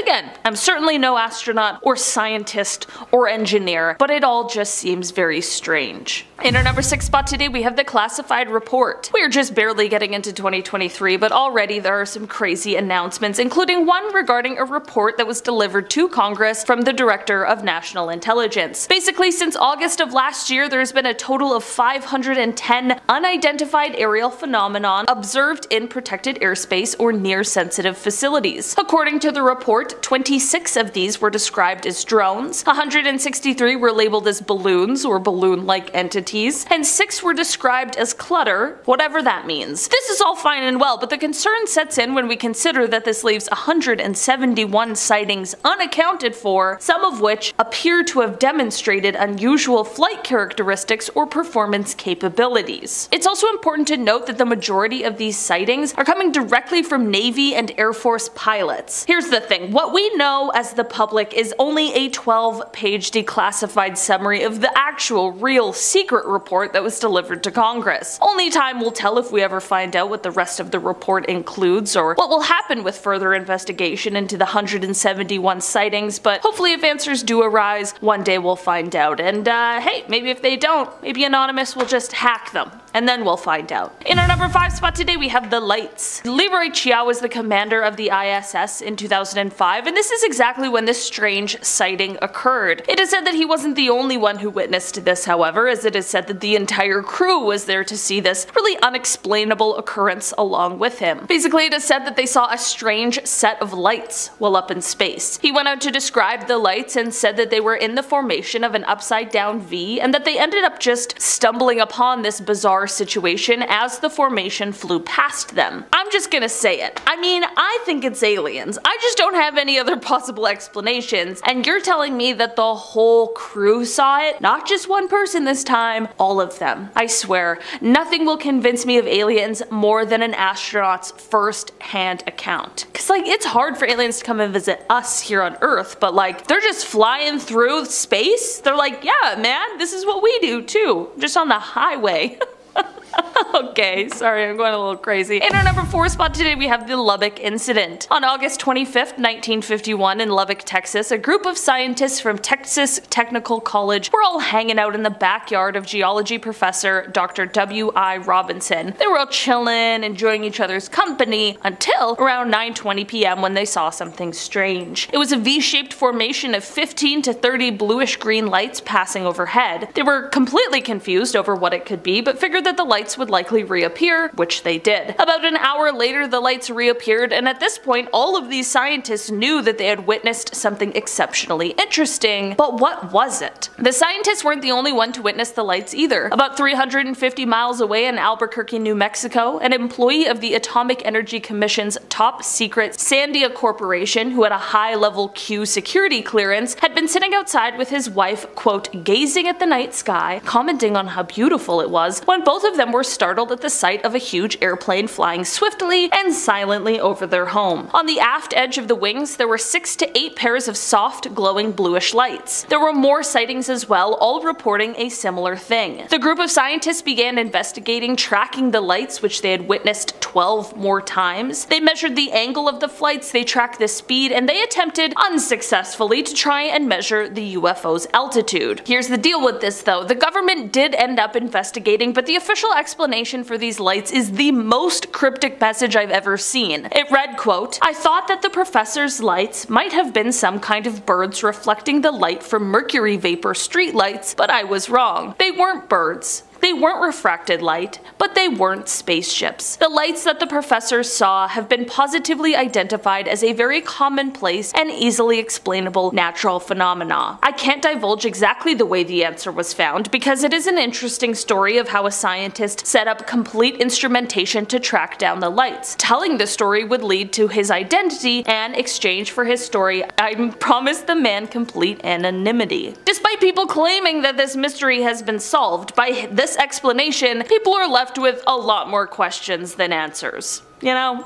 It's just some natural phenomena. We're not gonna tell you which one though. In our number 3 spot today we have glowing green. Gordon Cooper is a well-known astronaut after having flown the Mercury 9 and the Gemini 5, and in fact he was the last American to spend time in space alone. But despite all of these exciting accolades, I want to take you back to May 15th, 1963. Here he was sent off into space in a Mercury capsule for a 22-orbit journey around the Earth, and while on this journey he saw something extremely unsettling, a glowing green object that would approach his capsule. During his final orbit he did tell the tracking station of this object that was quickly approaching his capsule, and they were able to pick up this UFO on their radar, but once Cooper landed, reporters were told that he was not allowed to answer questions regarding this UFO. It's even more interesting considering how Gordon has been a very vocal and firm believer in UFOs, so I have to ask, what do you think this was? In our number 2 spot today we have the Shag Harbor incident. This UFO encounter is often referred to as Canada's Roswell, so I was shocked that I hadn't heard of it before. Basically, this incident took place on October 4th, 1967, when an unknown object crashed into the water near Shag Harbor, which is a tiny town in Nova Scotia. There were at least 11 people who witnessed this object as it crashed, and many people claim to have heard a whistling sound followed by a loud bang when the crash took place. The witnesses that claimed to have seen the UFO were all doing a bunch of different things at the time. One couple was just sitting on their porch, but 2 witnesses that really get me are a flight pilot and a ship captain. On Air Canada Flight 305, First Officer Robert Ralph pointed out to Captain Pierre Charbonneau that there was something strange out the left side of the aircraft. They reported an object tracking along on a parallel course a few miles away and described it as a brilliantly lit rectangular object with a string of smaller lights trailing the object. Shortly after they first noticed it, there was a large but silent explosion near the unknown object, and then 2 minutes later there was a second explosion, but this one faded to a blue cloud. As for the ship captain, Captain Leo Howard Mercy saw 4 blips on the decorator that were totally stationary. This led to him looking up to the sky, and this is when he saw 4 bright objects sitting in a rectangular formation about 28 kilometers from the vessel's window. He wasn't even the only one who saw it on board. The entire crew of nearly 20 fishermen stood on deck and watched. A man named Laurie Wickens was another one of the witnesses, and he and some friends ended up calling the RCMP, the Royal Canadian Mounted Police, because they saw a huge object floating in the Atlantic Ocean about 1,000 feet offshore. This is all super weird, and not only the RCMP, but also the Royal Canadian Navy and the Royal Canadian Air Force became involved in the investigation, but nothing was ever recovered or found. But it was also revealed that all commercial, private, and military aircrafts along the eastern seaboard were accounted for. So what could all of these witnesses have seen? Since they never officially identified what it was, in the official Government of Canada documents it is listed as a UFO. In our number 1 spot today we have the 2021 UFO. On February 21st of 2021, a blogger was using a radio scanner to try and pick up the feed from an aircraft when he received much more than he ever expected. He intercepted the transmission of the wrong aircraft,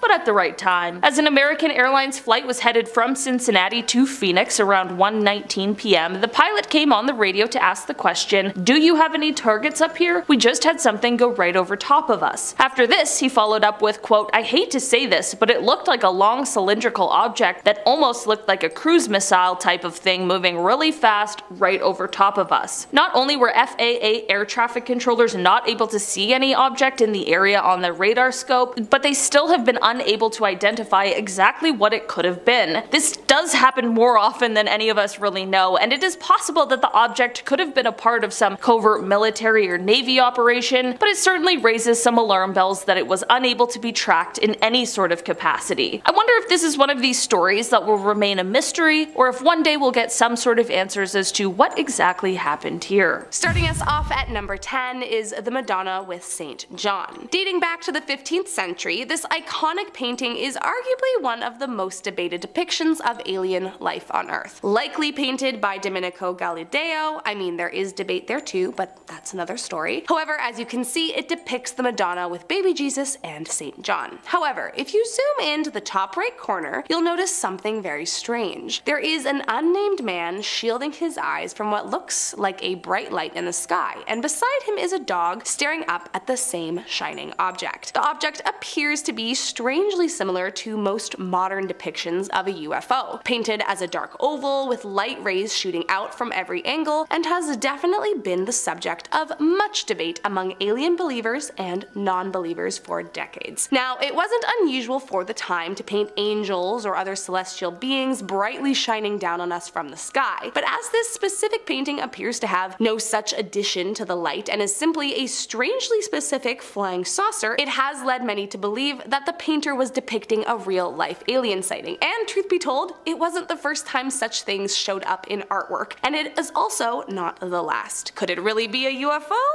I don't know, you tell me. Coming in at number 9, coins. During a house renovation in Egypt, a group of workers say that they found 2 coins that had very unusual portraits on them. The first they found resembles the head and shoulders of an alien, while the other looks more like it depicts an alien spaceship landing, and they immediately freaked out. Plus, one of them apparently had the words opportunus adest carved on the back, which is Latin for there is an opportunity, which definitely comes across a little spooky. I won't lie, there's a lot of debate around the validity of these coins. As many have pointed out, the coins could have easily been manipulated by believers, but it has been countered by the fact that either way, there's no actual concrete proof that they don't come from aliens. I mean, I have some questions. Would aliens even use currency like us, let alone physical currency?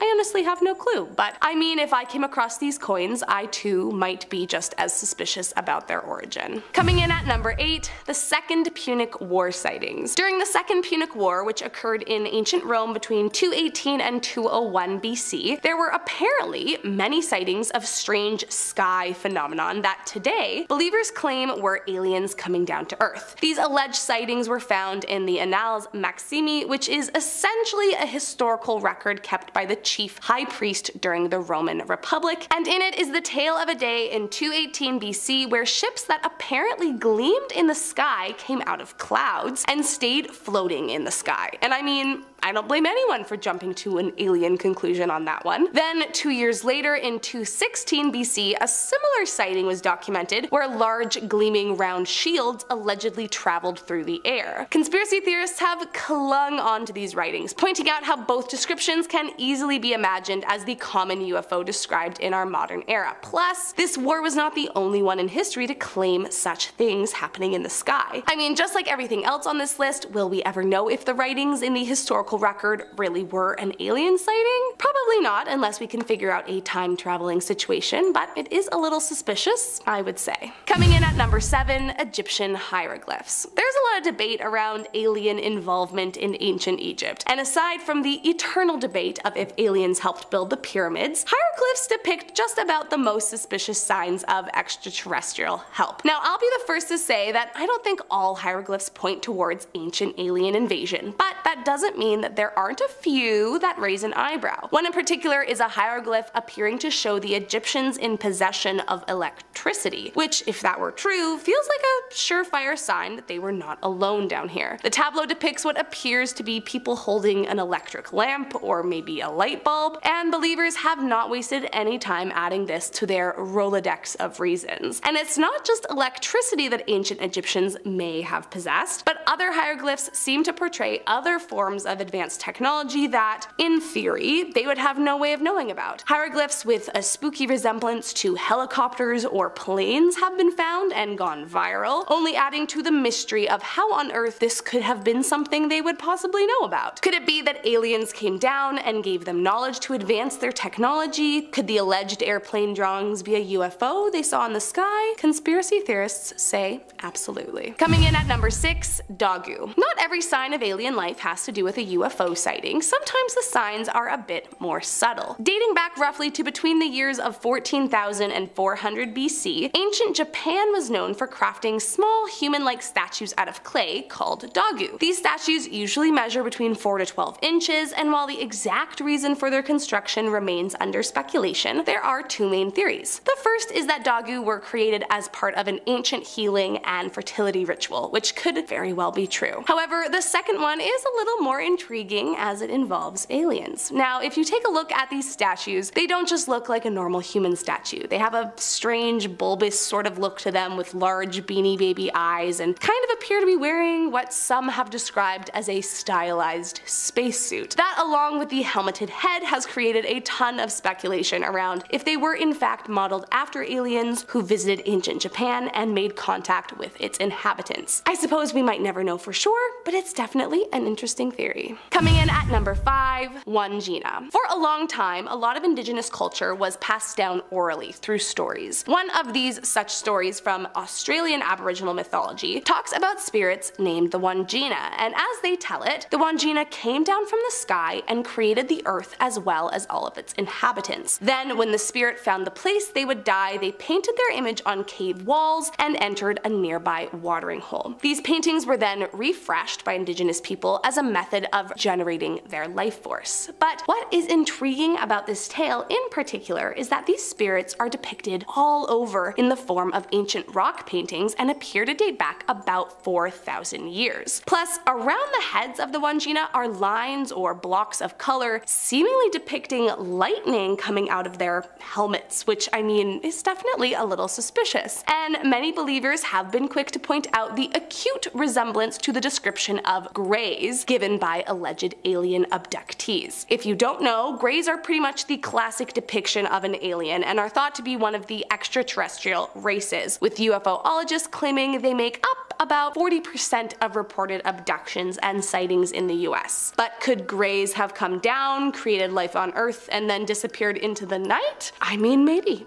Who knows? Coming in at number 4, a flaming shield. Similarly to the Roman historical report, other cultures too recorded significant happenings, and the Annales Lauricenses Maiores, which recorded much of history between 680 AD and 829 AD in what is now modern-day Germany, is definitely filled with some mysterious and interesting stories. One tale in particular took place during the time where battalions of Saxon soldiers were attacking, and it details as the attack progressed, suddenly a bizarre object appeared in the skies overhead. The potential UFO was described as the likeness of 2 large flaming shields, reddish in color and appearing as though it was floating in the skies above them. Apparently the object was so frightening that the advancing Saxon army abandoned the fight and retreated back to safety, something that would have been incredibly unusual for them. Now, the only hole to poke in this is that the author is unknown, but it is widely accepted that writers of the time would record events as they happened, and that these stories would be compiled at a later date into the finished work. So just because we don't know who wrote it doesn't mean we don't know for sure it didn't happen. Coming in at number 3, lizard people. One of the wildest conspiracies out there is the belief that there is a race of half human, half lizard people that are taking over the world. Now, I will admit, this one is a little trickier for me to get behind for several reasons. However, after finding out about this piece of the puzzle, I am definitely a little curious. Although the conspiracy wasn't popularized until the 1990s, in the beginning of the 20th century, archaeologist Harry Reginald Hall made an unsettling discovery that definitely brought up a lot of questions. The archaeological site in question is referred to as Tal al-Ubaid and has served as a gold mine for ancient artifacts. However, by far, the strangest uncovered artifacts have to be the multiple series of lizard humanoid statues found by Harry in 1919. From what archaeologists can deduce, they don't appear to represent gods as they aren't depicted in ceremonious poses, and so it has led many to believe they could be early depictions of the race of lizard people. I mean, I won't lie, these little statues are super creepy, and maybe one of the only times the lizard people theory has got me feeling a little suspicious. I don't know, do you think these figurines really could be proof of the evil lizard race invading the planet? Coming in at number 2, an alien mummy? Mummies are everywhere in Egypt, so while they are definitely interesting, they rarely cause any kind of huge excitement in the archaeological community, unless it's a particularly special one. Well, as I'm sure you've put together at this point, a few years ago, Dr. Victor Lubeck, who was a retired professor from the University of Pennsylvania, uncovered a strange mummy that made him question what he was seeing. Discovered in a small pyramid pyramid near Senusret II's pyramid was the mummy of a small, unidentified creature with seemingly no resemblance to that of a human body or known animal. To make things even more strange, buried along with the humanoid mummy were unusual objects Victor was unable to identify. What was clear was that whatever this was mummified with great respect and care, and an inscription was found on the tomb that roughly translates to star or sent from heaven. The running conspiracy theory is that it was an alien who was involved in some way with advising the pharaoh Senusret II, which would explain his royal treatment and careful mummification. I mean, it's definitely unsettling and absolutely an unusual find, but is it an alien? I mean, I guess it could be. And last up today on our number 1 spot, the Sumerian civilization. The ancient Sumerians were a group of people that suddenly became established in Mesopotamia circa 2900 BCE. No one is quite sure where they came from originally, but there is a general conspiracy that is well documented that their origins were not from planet Earth. According to a series of ancient texts, the Sumerians were created by an alien race called the Anunnaki, who came to Earth after their planet Nibiru collided with another planet in the solar system. The aliens found themselves in a short supply of gold and saw that Earth was in high supply, so they landed here and supposedly created a new species that was half alien, half human to mine the gold for them. Now, it does sound a little crazy, but the Sumerians did have advanced scientific, agricultural, and technological knowledge, as well as an acute understanding of the solar system, which was highly advanced at their time. Researchers have recorded clay pot batteries that still contained electrodes, a flyable model airplane, as well as an unexplainable capability to cut large stones with exact precision. Not to mention, similarly to the Egyptians, Sumerians seemed familiar and depicted drawings of rockets, airplanes, and helicopters on certain artifacts from their time too. And if that didn't make you even just a bit curious, they have also discovered mitochondrial DNA evidence linked to a woman in Africa dating more than 100,000 years ago near a gold mine. While of course we might never know for sure, the legend of the Anunnaki has made even some of the biggest skeptics question the reality of aliens. Number 10, James Webb and the Big Bang. Okay, here we go. We'll kick off with some recent news. The James Webb Space Telescope has of course been blowing our minds casually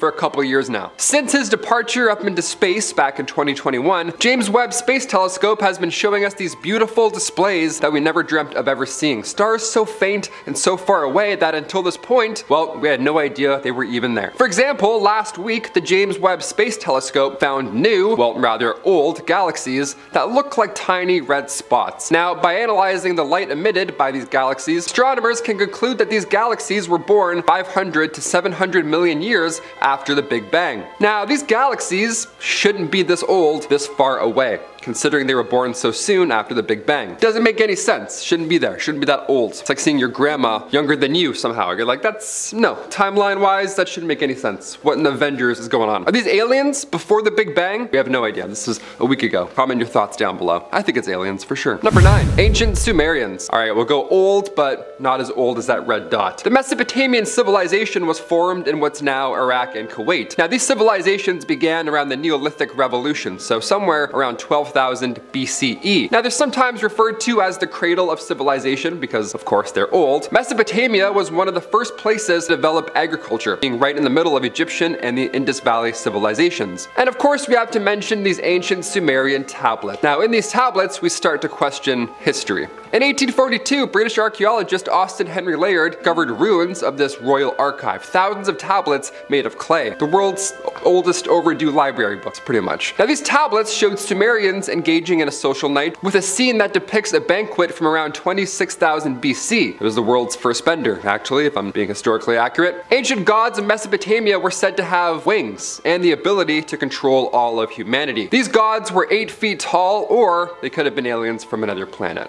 Again, we don't know. Could be gods, could be aliens, could be neither. Drawings of a very tall man, like me, who knows. The Sumerians wrote one of the oldest tales in human history. It's called the Epic of Gilgamesh. So maybe these alien gods inspired them and inspired literature. Who knows? I'd probably write a book if 8 foot tall winged gods landed on my crops for sure. I'd write a journal or two. Number 8. The Madonna with Saint Giovanni. Alright, going back to some art for this one. In art history, even in our ancient history, there have been writings and paintings of the, well, potential extraterrestrial variety. As one example shows, the 15th century painting, The Madonna with the Saint Giovanni, depicts the Virgin Mary. Also, in the background of this painting, features some sort of hovering disc-like object that looks, well, it looks a lot like a UFO. No? I don't know. I can't really describe this. This isn't the only example, however, as we've seen other sorts of otherworldly beings in ancient cave paintings and other Sanskrit scrolls. There are even some people who swear that it's also written in the book of Ezekiel. Aliens are pretty OG. It certainly says something that potential alien sightings have existed since, well, that far back in our human history, so it must either point to proof of alien existence or just humans being obsessed with conspiracies of alien existence. I'm on the latter side. I really want aliens to be real, but I don't think so. I don't know. Number 7, the Nazca lines. We've all heard of alien crop circles at one point or another. I remember watching the movie Signs when I was younger, and well, then I couldn't sleep for 28 years. That's awesome. That birthday party scene? Never again. Thank you so much. Yeah, that scene. Remember that one? So scary, right? Aliens. Just 200 miles southeast of Peru, we can find hundreds of markings etched into the earth. Now, they're massive pieces of art, almost like crop circles, but, you know, without the farming stuff. More intimidating, more, you know, stone. The biggest ground graffiti spans over 1,200 feet, and you've probably seen it. Hopefully not. Many believe that this was an ancient ritual for water. Given its location, well, that theory certainly checks out. Another theory written in 1968 in Eric von Daniken's book, Chariot of the Gods, suggests that ancient Nazca lines was a site for ancient alien visitors. Like a landing pad almost. Airport, there it is, one of those. Leaving behind knowledge in the form of these massive doodles and, well, technology. Number 6, the USS Nimitz. Alright, I couldn't imagine a worse place to find alien life than in the middle of the ocean. Ugh, that's creepy. Although I will argue that an octopus is completely alien. That's messed up, they shouldn't exist. November 2004, the USS Princeton is a part of the USS Nimitz strike group, and they noted this craft, a UFO, a UAP rather, that's what they're calling them now, UAP. Now at first they saw this craft not in the sky, but under the sea, which is interesting because the Go Fast video that we've always been looking at with that thing whipping through the air seems like it's coming from the ocean. The ocean is very unexplored, so there could be a plethora of aliens just waiting down there. Who knows? I certainly hope not, but who knows? A few moments later, this white tic-tac shaped alien craft came out of the water, and a white tic-tac shaped UAP, always egg-shaped in history, that's always a fun sign. Then 2 FA-18 fighter jets were flying above it, and as earlier reports put the egg 80,000 feet above the water, so of course that's when they had to fly in. They saw it fly up, whip through the air, and then again, they saw it dip into the ocean with no exhaust, no infrared, didn't pick up anything, nothing like that at all. It just shot away at 3 times the speed of sound,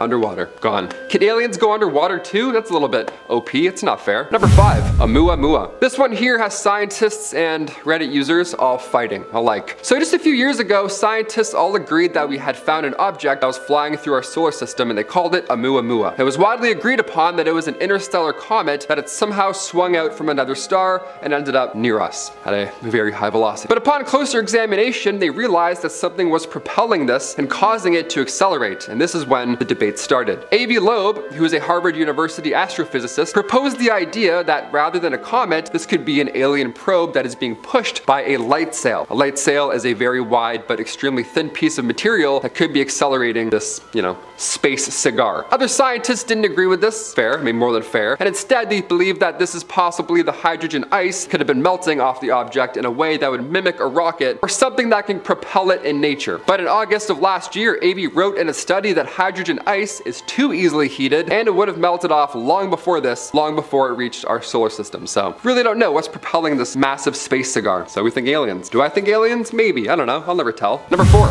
Flaming Thing, Texas. I just watched Nope the other day, and the idea of aliens in Texas or aliens over top of a farm, you know, that birthday party scene with the dude walking, it always gives me chills. I don't like it. Aliens love a good crop, apparently. Imagine opening the newspaper though in 1957, and right on the front cover you read, Levelin Flaming Thing brings world knocking at city's door. What does that even mean? How do I react to that? Back in 1957 in, of course, Levelin, Texas, multiple eyewitness reports began to flood in about an egg-shaped object, again, an egg-shaped object, or this circular flash of light. It was just jetting across Levelin skies. One witness recalls the object making a loud humming noise as it flew by, which is different than other accounts that we've heard about, you know, flying eggs in history. But this egg shape keeps coming back up. But this is an encounter where it's been reported as loud with a great rush of wind, which is, again, very different. Believable, but different. It was a loud egg, as opposed to a quiet sea egg. On top of that claim, the witness's car radio began to go haywire as it passed. The radio thing isn't too crazy. I mean, growing up, my computer speakers would always tell me if a text was gonna come in, so that was so odd. I have no idea how that works still to this day. The Air Force ended up commenting on it. They said that this was just a phenomenon caused by electrical storms and not a space egg passing by. But do we buy that? Is that why we're here right now watching this video on Most Amazing Top 10? Giving it a thumbs up, subscribing? We want to believe in aliens, right?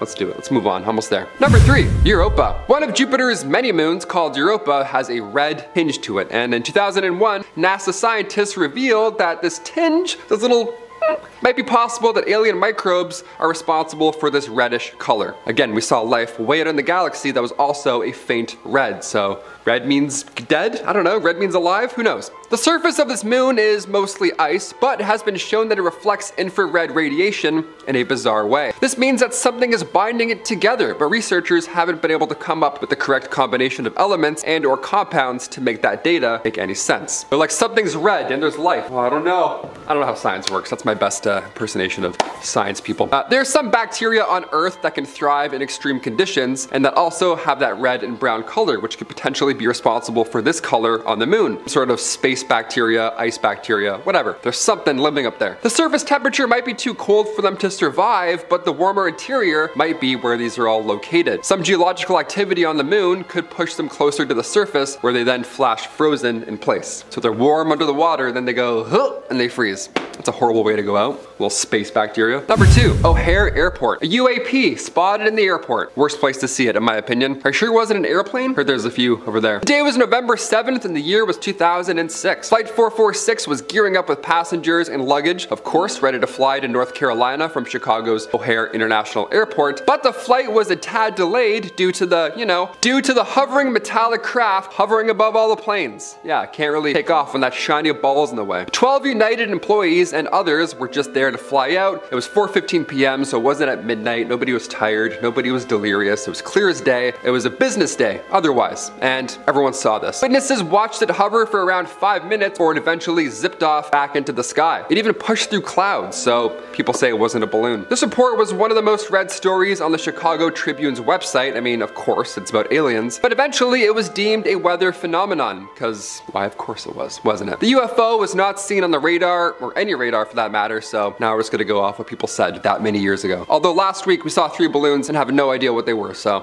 we'll never find out at this rate. And finally, number 1, 2021 UFO. February 21st, 2021. A blogger was using a radio scanner to try and pick up the feed from an aircraft, but they received much more than they ever expected. They intercepted the transmission of the wrong aircraft, but at the right time, it seems. As an American Airlines flight was headed from Cincinnati to Phoenix around 1:20 p.m., the pilot came on the radio to ask a question. Do we have any targets up here? Also, what an odd question to ask while you're flying. The voice continued, we just had something go right over top of us. Now after this, he followed up with, I hate to say this, but it looked like a long cylindrical object that almost looked like a cruise missile type of thing moving really fast over top of us flying. Yeah, not where you want to see anything in the air around you. You don't want to see anything that looks like that in the air. No, that's so scary. Not only were FAA air traffic controllers not able to see any object in the area on their radar scope, but they still haven't been able to identify what that could have been. Just a rogue something flying by. Nice, that's calming. Glad I went flying yesterday. But this does happen more often than any of us really know. Like I said, we had 3 balloons pop up and we have no idea where half of them went or what happened to them. But it's possible this object could have been part of some sort of covert military or Navy operation, but it certainly raises some alarm bells. We don't want to do any tests beside a swoosh airline. Probably not dangerous.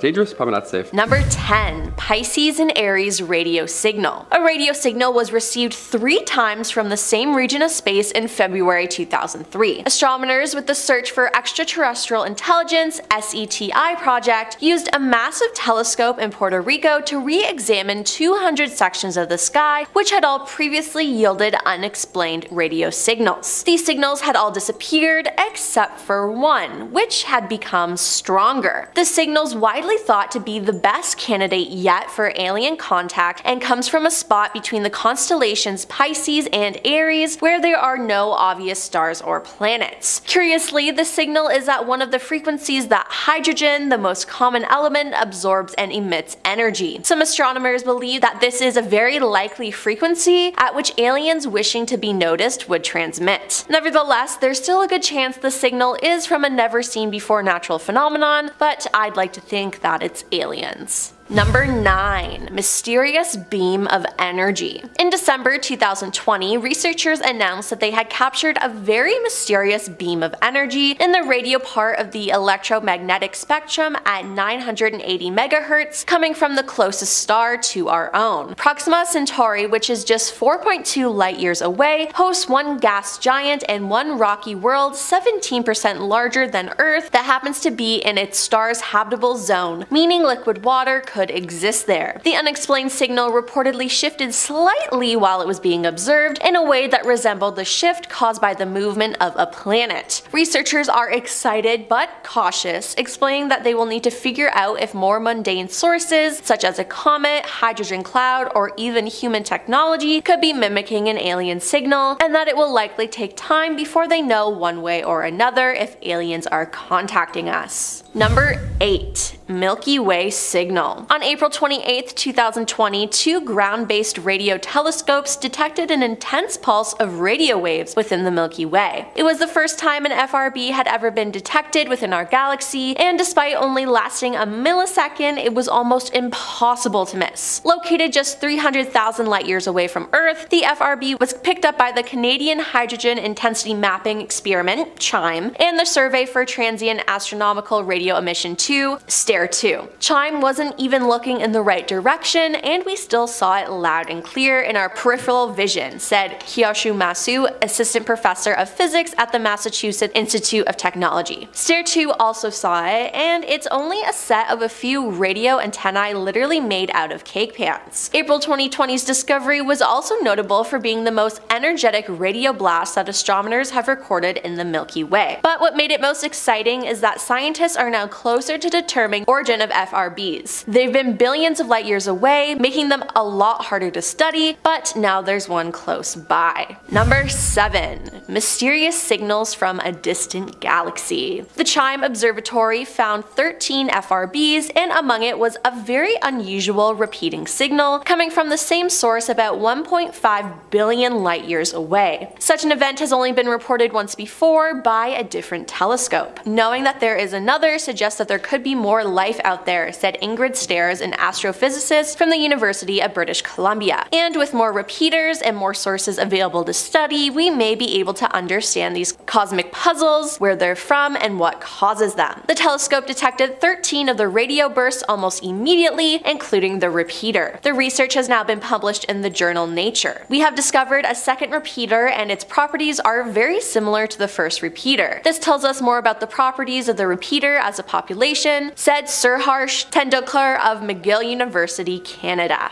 Number 6. Star closest to the sun radio signal. An as yet unexplained radio signal appears to be coming from the direction of the star closest to the sun, a small red star roughly 4.2 light years away called Proxima Centauri. Adding to the excitement, at least 2 planets orbit this star, one of which might be a temperate and rocky like Earth. Breakthrough Listen, a decade-long search for alien broadcasts from the nearest million stars, was using Australia's Parkes Observatory to study Proxima Centauri when the team detected the signal, which they dubbed BLC-1. The radio waves were picked up in observations made between April and May 2019. While processing those observations in the summer, Shane Smith, an undergraduate from Hillside College in Michigan working with Breakthrough, spotted BLC-1 apparently radiating from the star. Although the signal is faint, BLC-1 passed all of the tests the Breakthrough team uses to filter out millions of signals generated by humans. It was narrow in bandwidth, appeared to drift in frequency, and disappeared when the telescope shifted its gaze from Proxima to a different object. Over the following days, 4 similar signals appeared, although some have been ruled out as radio interference. It's pretty expected that every now and then you'll see something weird, but this is interesting because it's something that's weird and that we have to think about the next steps, says Sophia Skye, a graduate student at Pennsylvania State University and the Breakthrough team member leading the signal analysis. Number 5. farthest radio signal from a galaxy. Astronomers using a radio telescope in India have captured the most distant ever radio signal from a galaxy. This signal came from a galaxy called SDSS J0826 plus 5630 that exists 8.8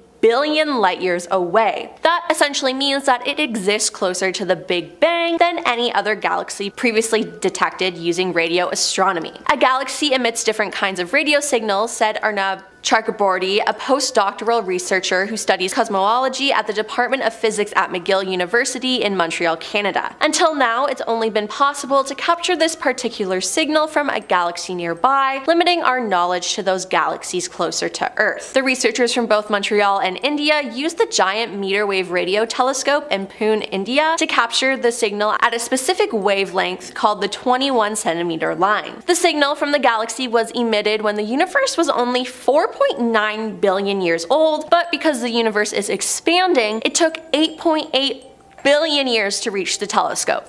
Wow. This breakthrough proves that it's possible to observe faraway galaxies using low-frequency radio telescopes. This will help us understand the composition of galaxies at a much greater distance from Earth, said Arnab. Number 4. Radio signal heartbeat. Astronomers at the Massachusetts Institute of Technology have picked up repetitive radio signals from a galaxy billions of light years from Earth. Scientists have not been able to pinpoint the exact location of the radio waves yet, but the signals have been occurring steadily and last up to 3 seconds. Most fast radio bursts, or the FRBs, only last a few milliseconds. Within this window, the team detected bursts of radio waves that repeated every 0.2 seconds in a clear periodic pattern similar to a beating heart, MIT said in a statement. On December 21, 2019, researcher at the Dominion Radio Astrophysical Observatory in British Columbia, Canada, picked up signal of a potential FRB according to the MIT statement. Not only was it very long, lasting about 3 seconds, but there were periodic peaks that were remarkably precise, emitting every fraction of a second, boom boom boom, like a heartbeat, said Danielle Michelli, a postdoctoral researcher in the Massachusetts Institute of Technology's Calvi Institute for Astrophysics and Space Research. This is the first time the signal itself is periodic. Data on the bursts, including their frequency and how they change based on where the source is located in proximity to Earth, could help researchers determine at what speed the universe is expanding. Number 3.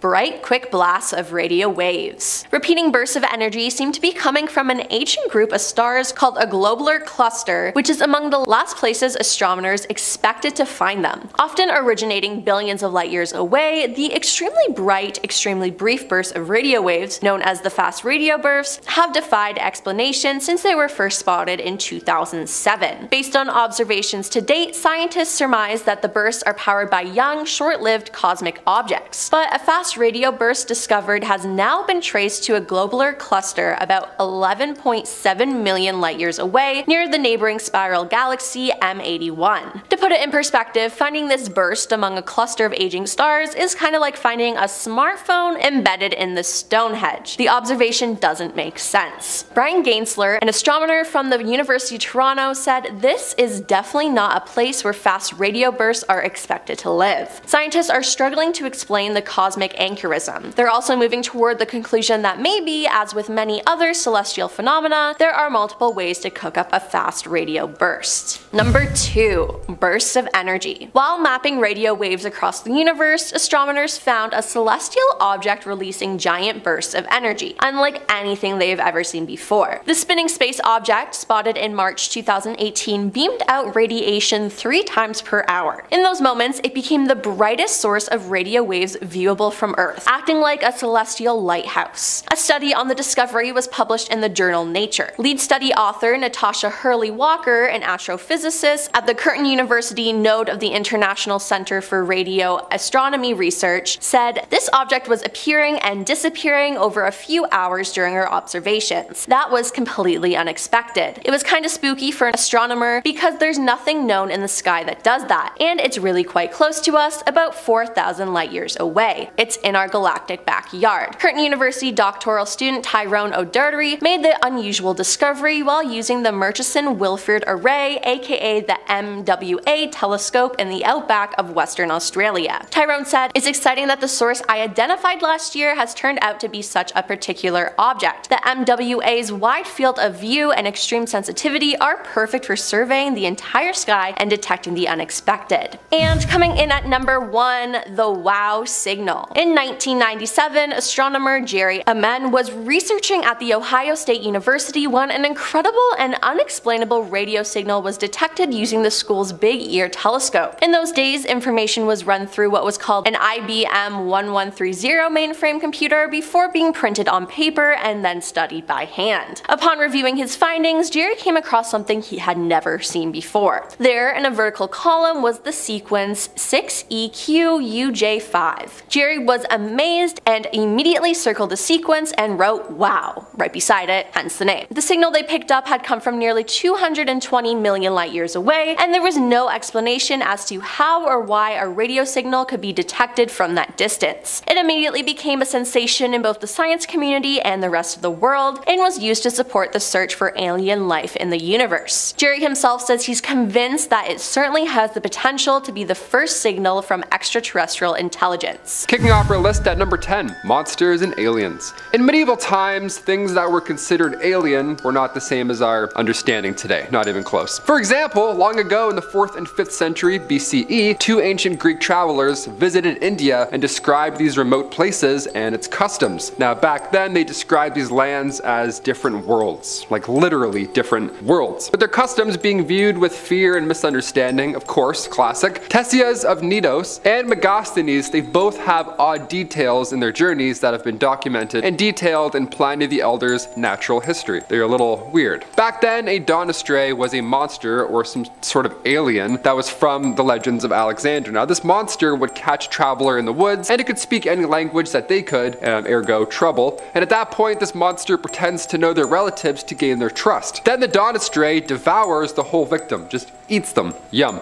Eventually this monster got a reputation for having a lion's head, and the whole eating people thing, well, perhaps it was just a lion. That could have been the case. Also mentioned in natural history are Tartars. Back then, Tartars were believed to have come from a different world, specifically that of hell, when in reality they were the ferocious Mongols that invaded Europe in the Middle Ages. Not from hell, not even close. After they conquered Poland in the 13th century, it was believed that they came from hell. That's how scary they were. They weren't aliens, they weren't monsters, they were just Mongols. That's all. Maybe they're just Mongols flying up still, we have no idea. Number 9, the baptism of Christ. Alright, let's get to some proof of this, out of world alien life. Not a lion, let's talk about flying ships, right? That's why we're here. In the form of art too, how lovely and jarring is that? Currently displayed in the Fitzwilliam Museum in Cambridge lies the baptism of Christ, a painting created by the Dutch artist Art de Gelde back in 1710. Now this painting of his is considered proof to some of some secret knowledge to the public. Now the painting shows these 4 massive beams of light coming down from what appears to be a disc-like object onto, of course, the baptism happening below. Some good alien lighting, that's good. It's almost like this lighting here, but,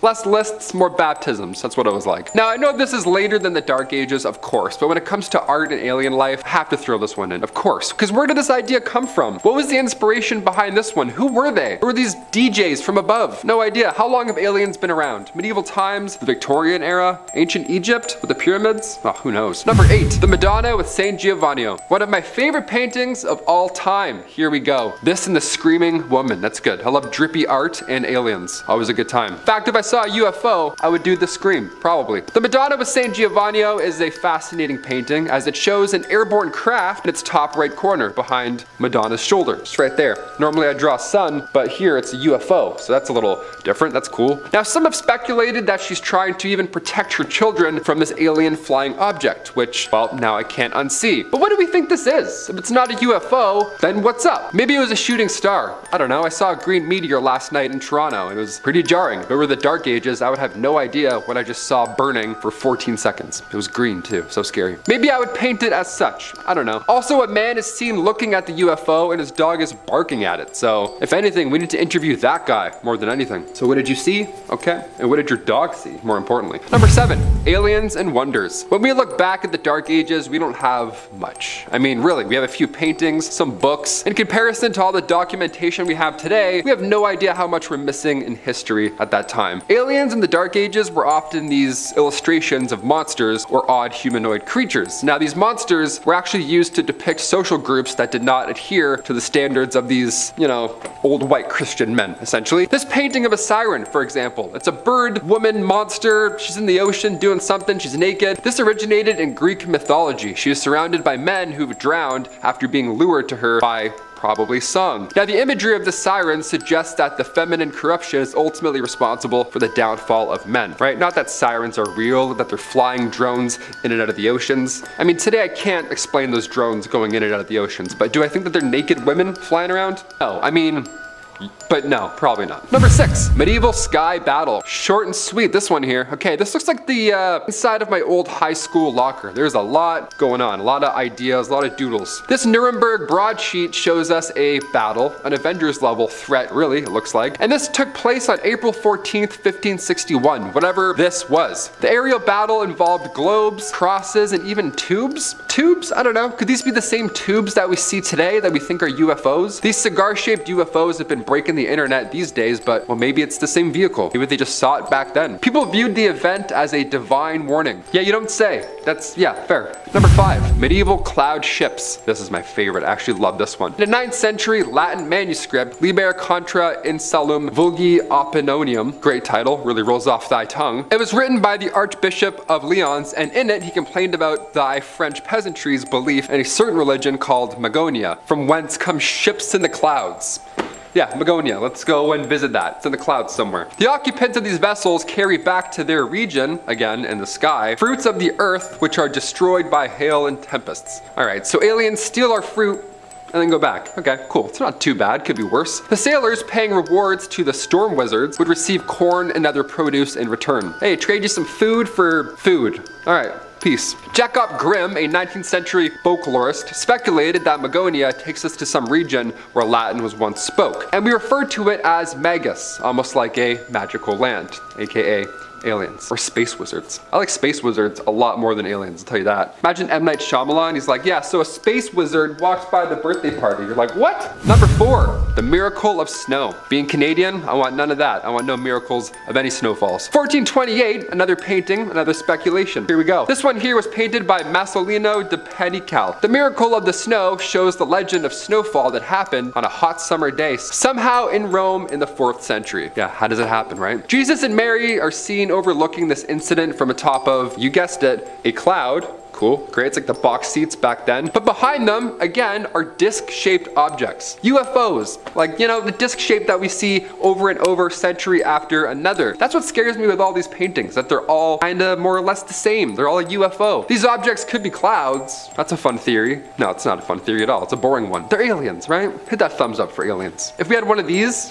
we'd click that down there for sure. Number 3, Medusa. Could Medusa be an alien? You know, with the snake, hear me out, let's talk about it. Another one of the most recent paintings on our list is Medusa by Caravaggio. Now, we all know the story of Medusa, right? This woman with snakes for hair that when you look at her, you turn to stone. You know, that's a nice fun story before you go to sleep. And this painting here really captures her essence, you know, perfectly. Her beauty, her grace, and her eyes that you can't really look at in real life. Now we can see her, right? In this horrific moment. This painting was meant to be a depiction of the defeat of Medusa, and legend goes that Perseus, who is the son of Zeus and Danae, he was given a shield by Athena. Pretty helpful shield. They're like, thanks Athena, that'll probably help in battle. He took this shield to battle Medusa herself, and he managed to outsmart her by letting her catch a glimpse of her own reflection in the shields. Yeah, gotcha. Made you look, Medusa. And then she turned herself into stone, and that's when he took his sword and then ended her life in a certain way that involves this being off of her body. I won't say the word, but you know what's up. This is the moment that the painting is portraying. The painting was created by Michelangelo in 1597, and it was the second of this kind, which is honestly really creepy. But again, where did this inspiration come from? Aliens? UFOs? Monsters? Are these things real? A lot of people think aliens are like octopus in nature, like, you know, like Nope, spoilers alert, but that's kind of very octopus in nature. Maybe that's what aliens look like. Maybe they have octopus heads. Number 2. Underworld. This painting by Hans Memling was created in 1485, another medieval horrifying painting of another world. Looks like hell, but we'll see. This is one of 3 double-sided panels that were created, and it features a banner that reads, "There is no redemption in hell." Fun one, that's cool. It says like Tyler underneath it. This painting features some sort of devil, alien creature with fangs and wings. I don't know, angel wings, bat wings, not really sure here. But it has an entire face on its belly, which, I don't know, that says alien to me. Never seen one of those up here in our Earth planet. Its hands and feet are claw-like, and it's depicted stepping or dancing on the backs of people who are in the mouths of some sort of another beast. So it's like a beast in a mouth situation. That's cool, that's art. It's absolutely terrifying, especially for those who believe in the existence of hell or other worlds, especially these medieval worlds like Cloudland or whatever that is. Sounds way more fun than that one, that's for sure. And finally, number 1, Lost City of the Incas. Did aliens build this medieval world?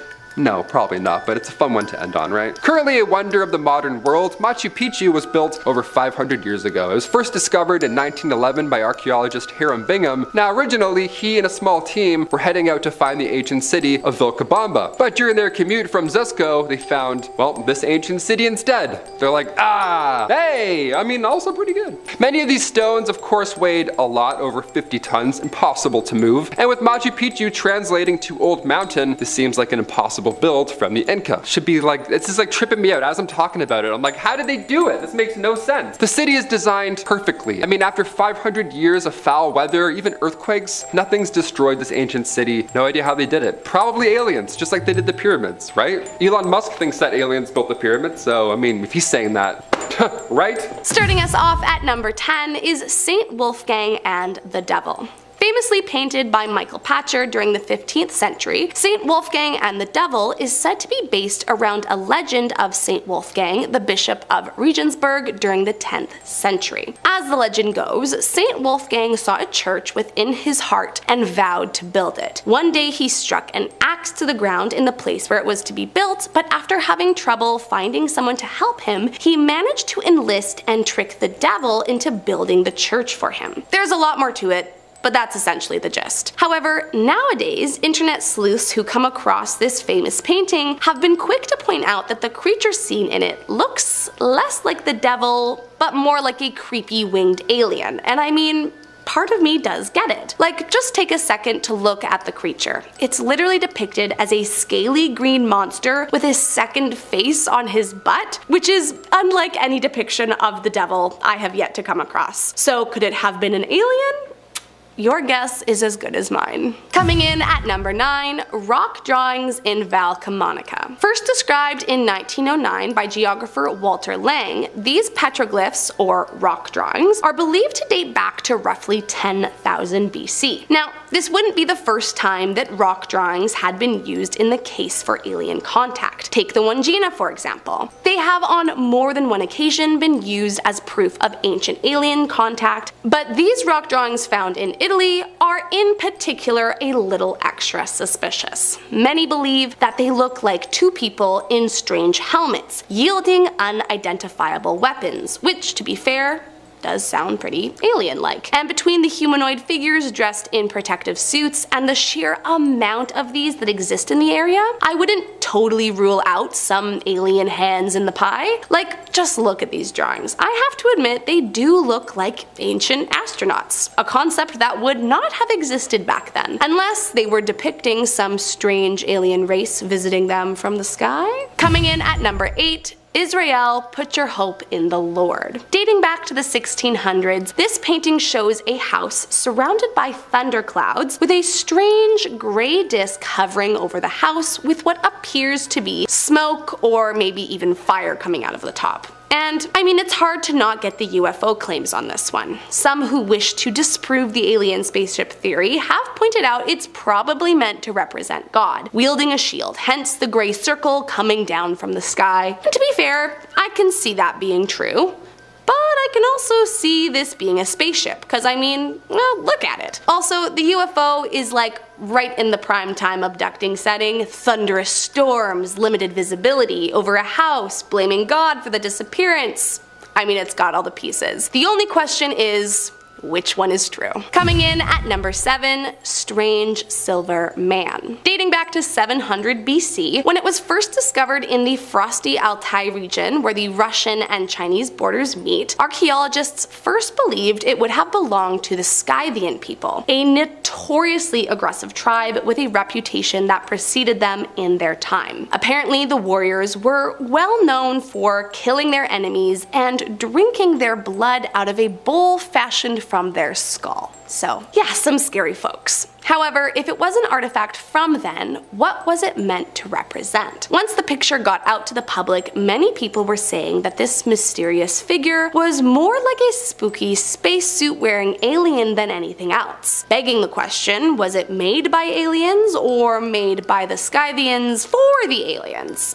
I guess we won't ever know for sure unless aliens come down again and tell us for themselves. Coming in at number 6, the Svetošovelli Cathedral fresco from the 1600s. While there are lots of suspicious beams of light in old historical paintings, that isn't the only thing that has made people uneasy over the years. This 17th century painting depicting the crucifixion of Jesus also comes with some questionably alien looking blobs. While at first you are likely to just notice Jesus on the cross right smack in the middle, if you take a second to glance on either side of him, you may notice some oddly shaped blobs in the corners. While art historians explain that these are meant to represent angels watching the event, or potentially even the moon and sun, which was also common at the time. While art historians explain that these are meant to represent angels watching the event, or potentially the moon and sun, which was also common at the time. However, lots of alien believers out there have a different theory,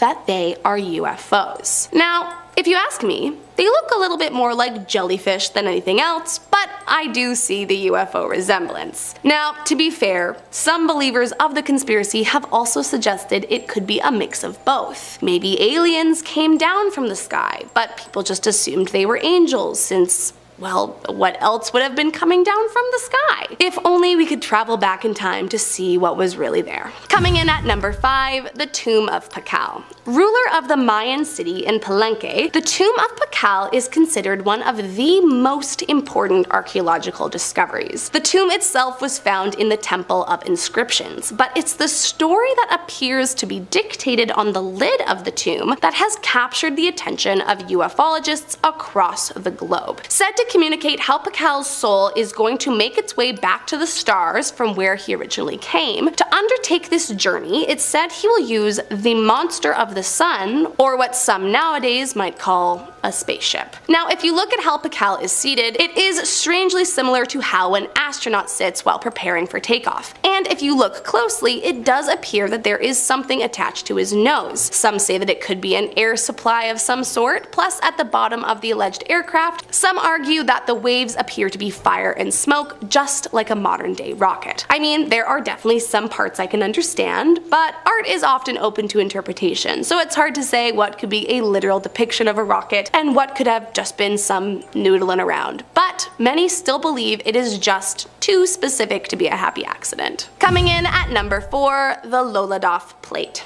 First found near the end of World War II in Nepal by Polish professor Sergei Loladov, unlike most artifacts, this piece wasn't uncovered but rather purchased. Immediately, he knew something was different about this piece. It appeared to date back to roughly 7000 BC and was covered in mysterious, seemingly extraterrestrial depictions. Most obviously, the humanoid creature in the middle that bears a striking resemblance to the gray alien species, but also the surrounding creatures and, most importantly, how close the disc itself resembles an alien UFO. Next, he showed it to a fellow professor, Robin Evans, who studied ethnology, and knowing that there was something very special about this piece, wanted to know more. So in 1947, Robin Evans organized an expedition to Tibet. Once there, he befriended the locals and learned the language so that he could interview the religious leader Lurgan La to find out more about where this strange disc had come from. According to the leader, the disc was made by the Zopa people, who crash landed in the area around 1014 CE and happily lived there for for thousands of years. These people explained that they had come from a planet in the Sirius star system and were unable to return home as they had broken their ship when landing. So,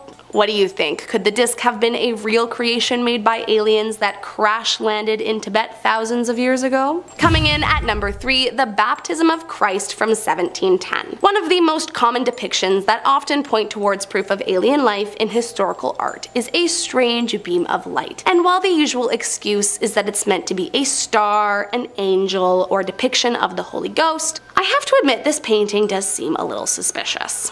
As you can see at the top of the painting, created by Art de Gelder, there is a pretty clear disc-shaped object that appears to be shining 4 bright beams of light down on John the Baptist and Jesus, which is pretty much textbook definition for any alien UFO ever. As far as conspiracy theorists are concerned, this should be considered undoubted proof that aliens came down to Earth. And I will admit, it's one of the more convincing ones I have seen, because I mean, to their credit, it really does look like a spaceship. If only we could just ask the painter. That would make everything easier.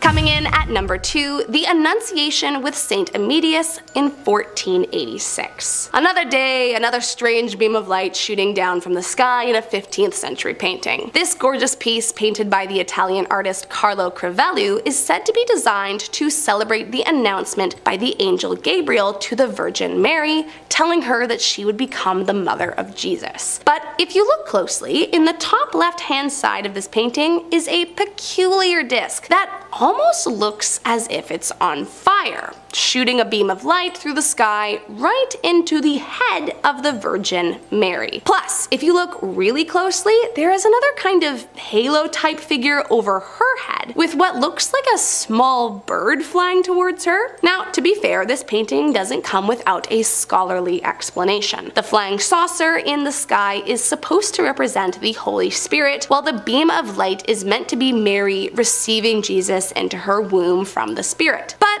that doesn't mean that everyone is on board with this explanation. I mean, could it be a religious allegory? Sure. But could it also be a spookily accurate depiction of an alien spaceship hiding in plain sight? I don't know, you tell me. And last up today on our number 1 spot, the Uroboon. The Uroboon refers to a mysterious unknown object that was allegedly found drifting off the coast of eastern Japan. According to legend, an attractive young woman arrived at the local beach on February 22nd, 1803. First discovered by some fishermen, they confiscated the ship before they brought her inland for questioning. But strangely, the woman was unable to speak Japanese and was very different from anyone else they had ever seen. Eventually, they walked her back to the ocean, returned her vessel back, and she left, never to be seen again. Now, of course, when this object was seen, many painters began drawing the strange sight, and this object was also depicted in 3 separate texts. So to this day, many believe that the object in question was a UFO coming down to Earth. Said to have been discovered by Hitachi sailors, the UFO, as many claim, was made of steel and glass and supposedly only big enough to fit one small person. And inside the craft, sailors reportedly found strange scripts that they were unable to decipher. So between that, the woman who couldn't speak the language, and just the general look of the thing, it could very well have been an alien UFO. Starting off this list in our number 10 spot, we have the Holy Trinity. The Paracas Candelabra is a mysterious geoglyph located in the Paracas Peninsula in Peru. It is a large figure carved into the side of a hill measuring over 180 meters in length, and it is visible from the sea. The geoglyph depicts a candelabra-like figure with a central stem and 3 branches extending outwards. Cactus-like, some would say. The exact age and purpose of the Paracas candelabra remains unknown, but it is believed to have been created by the Paracas culture who inhabited the region from 800 BCE to 100 BCE. In other words, it's very old. This geoglyph is now considered an important archaeological site and a cultural landmark of Peru, attracting tourists and researchers who are all of course intrigued by its history and symbolism. The stuff just blows my mind. In our number 9 spot today, we have the Dark Ages tomb. Looking back to the Dark Ages in Shamir Heights, northern Israel, this tomb is quite large. Made up of 400 tons of boulders and stretching 65 feet wide, this burial chamber goes back 4,000 1,000 years. It could mean that humans were part of an organized society that long ago, especially considering the art that they found on the ceiling inside the dolmen. This is the first time art has been documented in one of these chambers in the Middle East, and we haven't quite figured out what the ceiling carvings depict yet. So far, we think arrows or anchors. Inside the actual grave, there were 3 sets of human remains, so it has been used for quite a while. While excavating the ancient gravesite, archaeologists also found colored beads. One of the most intriguing parts of the grave has to be the lines carved in the ceiling. All those lines connecting to one arc. What does it mean?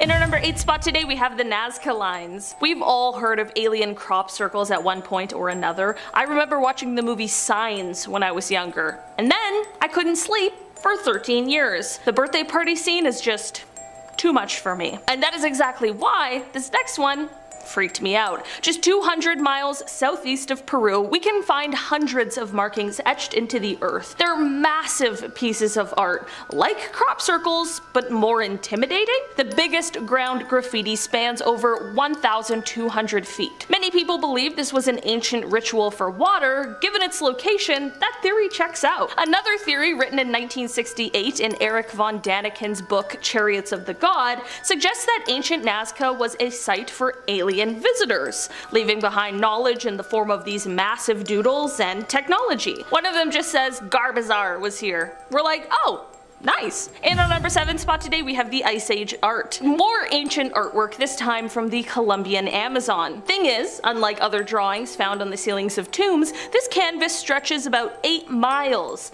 The paintings are even more impressive, dating back to 12,000 years ago. These were made near the end of the last Ice Age. Thousands of paintings, by the way, not just a handful of arrows either. These were found in 2017, but it was only last year when they went public with the findings.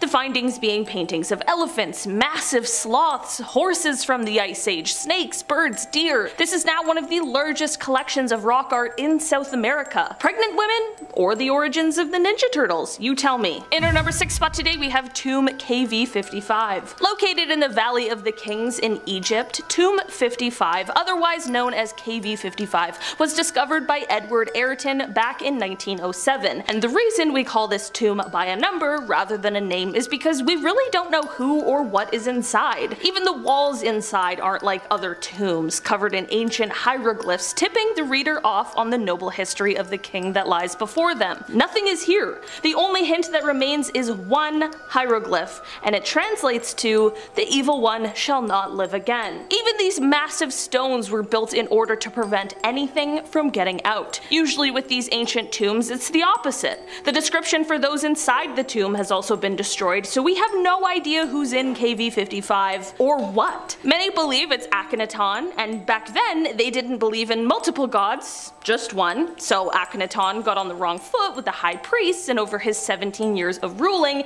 he was convincing everybody that their art and religion was wrong, and there was only one god in existence. This was the sun god. His own son, King Tut, succeeded him and luckily restored the previous religion, but maybe the sun god was passing knowledge to him, or maybe he just loved staring at the sun. Or maybe aliens. Honestly, we gotta tie it back in somehow. In our number 5 spot today, we have the Voynich manuscript. In 1912, an antique bookseller somehow stumbled upon the Voynich manuscript. This is a book that is 250 pages long, and while it shows some images of different things, it is also completely written in an unknown alphabet. The book is said to be from around 600 years ago, but why have we never seen this alphabet at all before? Aliens?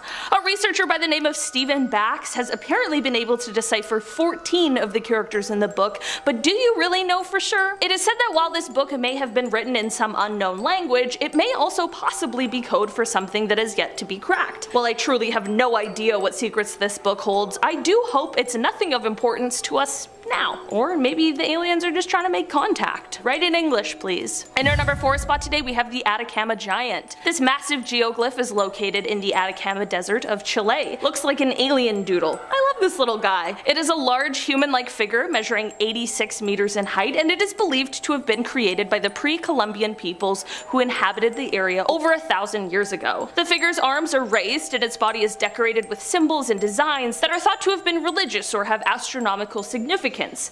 Imagine finding this one day hundreds of years ago. It would be absolutely jarring. The purpose of the geoglyph remains a mystery.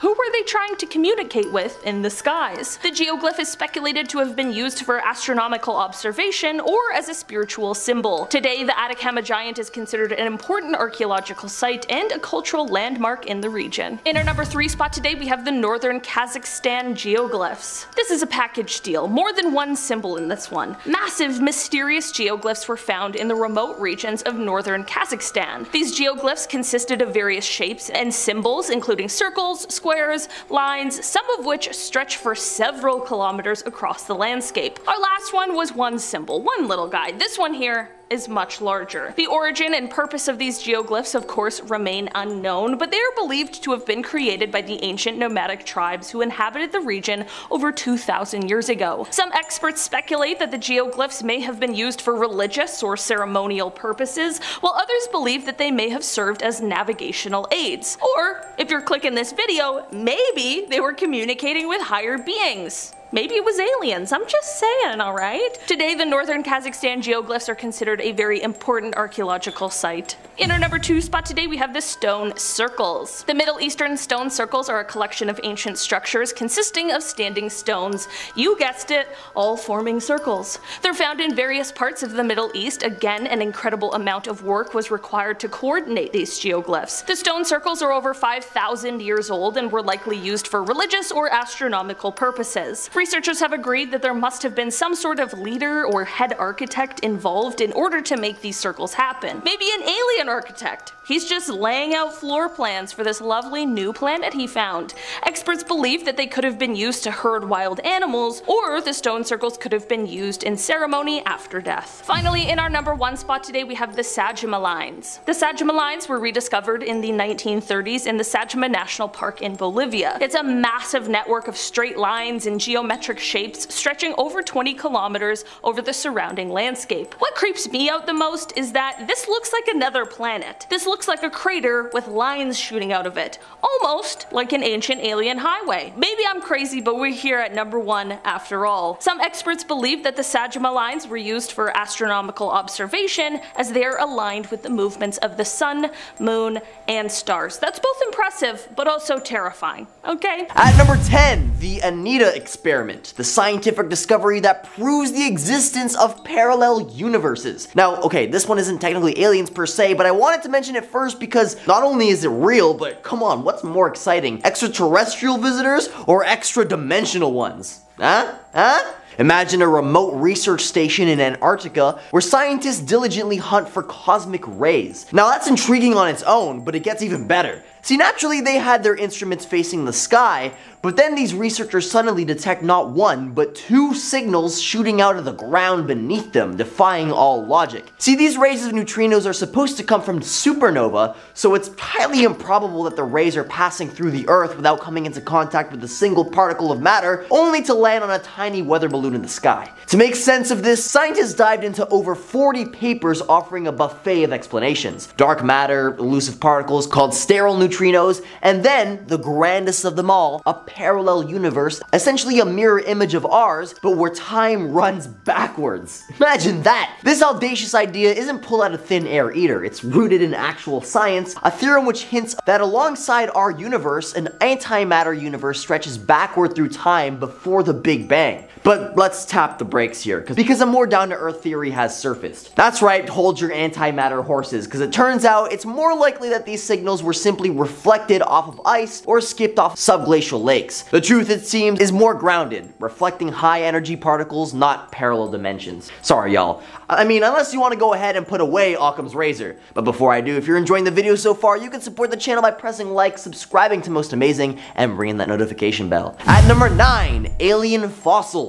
Back in 1996, NASA dropped a bombshell. Well, not literally. They stumbled upon a meteorite from Mars right there on our very own Antarctica. This space wanderer, a potato-shaped piece of Martian real estate, harbored something truly astonishing, a fossilized microbe. That's like finding a cosmic postcard in your backyard. This meteorite most likely embarked on a 15 million year journey across our solar neighborhood before cozying up on Earth. Now, let's dig deeper. The rock didn't just bring this Martian visitor, it also packed organic molecules. But before we declare aliens, bear in mind that this is an ongoing debate in the scientific arena. Some argue that this is a smoking pew-pew of extraterrestrial existence, while skeptics keep their feet firmly on Earth. What's your take on this otherworldly puzzle? At number 8 is the frozen ancient civilization. Enter Corey Good, a name synonymous with the clandestine narrative that spirals deep beneath the Antarctic ice. The year was 2017 when Good's voice resonated through the annals of conspiratorial discourse, asserting that a buried treasure lay beneath 2 miles of frigid ice, an ancient alien civilization, frozen in time. But let's rewind to 1939, a German expedition that allegedly stumbled upon this enigma. Fast forward to 2002, and the site begrudgingly opened its icy gate to scientists and archaeologists. What's captivating is Gode's own voyage, facilitated by the US Air Force, to witness the fabled civilization. A civilization that was rumored to be standing 55,000 years in Earth's past. This story leaves us yearning for forthcoming years to yield more insights into these Antarctic enigmas. At number 7, the Antarctic Pyramids. In 2016, rumors of pyramid-like mountains circulated the internet, capturing the imaginations of many. Could it be a creation of ancient civilizations, or perhaps,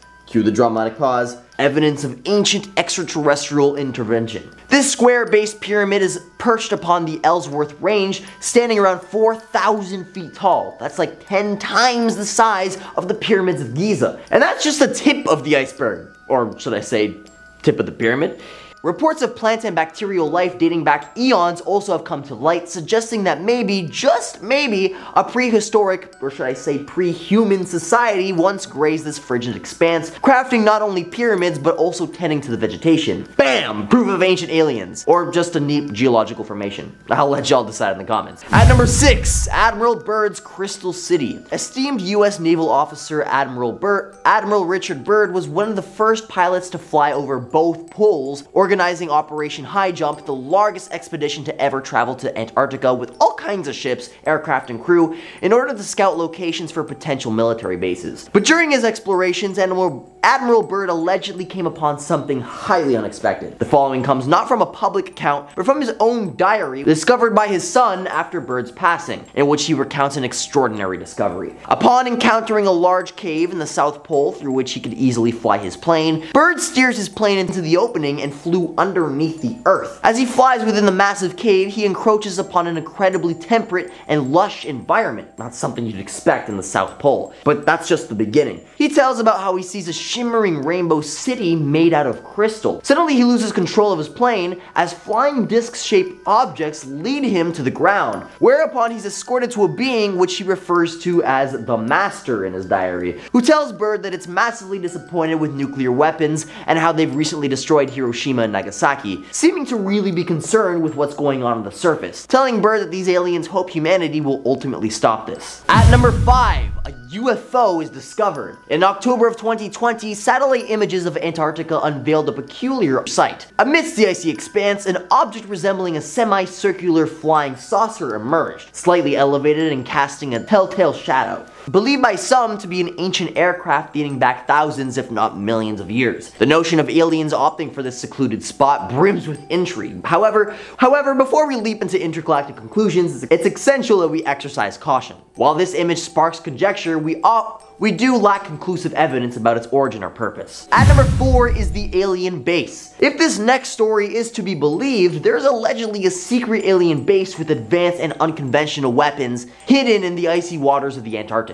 According to a video uploaded by UFO hunters, a mysterious anomaly about 180 kilometers off the coast of Antarctica has been spotted. They speculate that it's not just some kind of hangar for a spaceship, but that actual aliens might be residing there too. Now this may veer toward the conspiracy side rather than urban legend, but hey, it's all in good fun. Some believers are advocating for an expedition to confirm the existence of these aliens, while others voice concerns about potentially sparking an intergalactic war if we're not careful. So whatever it is, let's just hope we tread carefully. At number 3, the Kraken. The Kraken is a legendary maritime menace straight from the annals of Scandinavian folklore, a colossal cephalopod-like creature feared for its ship-swallowing antics and sailor-dragging tendencies. But could this creature of nautical nightmares actually be an alien? Yeah, you heard me right. A Reddit user named Bavin Hunter has set their investigative sights on Google Earth, claiming that they spot what appears to be a kraken near Deception Island in Antarctica. Quite the ironic location, I must say. They suggest that this dark spot lurking in the depths might just be this mystical monster. Granted, we've got some real-life cephalopods that can stir the imagination, but they're not exactly kraken-sized. Or maybe it's a cryptic alien being lurking beneath the icy depths. At number 2, alien DNA. Traces of potential alien DNA were discovered in the Antarctic, a mind-boggling revelation that recently shook the scientific community regarding DNA traces found beyond the depths of certain Antarctic caverns. Algae DNA, intertwined with fragments from minute creatures, paints a picture of potential alien origin. Though no immediate creatures were unearthed, this discovery opens portals to speculation. Could Antarctica, once deemed a barren expanse, have teemed with diverse life forms? For life here are akin to an extraterrestrial habitat, hinting at hidden chambers harboring unexpected life. Warmth emanating from beneath the icy veneer adds to the intrigue, making it plausible for life to have gained a foothold here. At number 1 is the crashed UFO on Google Maps. In the realm of mysterious Antarctic enigmas, 2019 incident lit the extraterrestrial fuse. Enter Scott C. Waring, a fervent UFO enthusiast who, armed with Google Maps, embarked on a digital Antarctic odyssey. His pixelated gaze locked onto a triangular UFO ensnared within the icy clutches. With a distinctive hump and formidable edges, this alien ridge, should the thought unshackle this craft, could we witness an eerie revival of extraterrestrial occupants? This UFO trapped in an icy stasis awaits a tangible inquiry, as its revelation could potentially reshape our cosmic worldview. So as we peel back the layers of ice and venture deeper into Antarctic's hidden past, we're left with a trove of unsolved puzzles. Are these clues pointing to the extraterrestrial visitors, or are they simply the product of natural phenomena that we've yet to fully comprehend? The allure of the unknown keeps us asking questions, keeps us searching for that flicker of insight that might illuminate the truth. And whether you find yourself firmly grounded in skepticism or ready to embrace the possibility of otherworldly contact, one thing is for sure: the Antarctic holds its secrets close.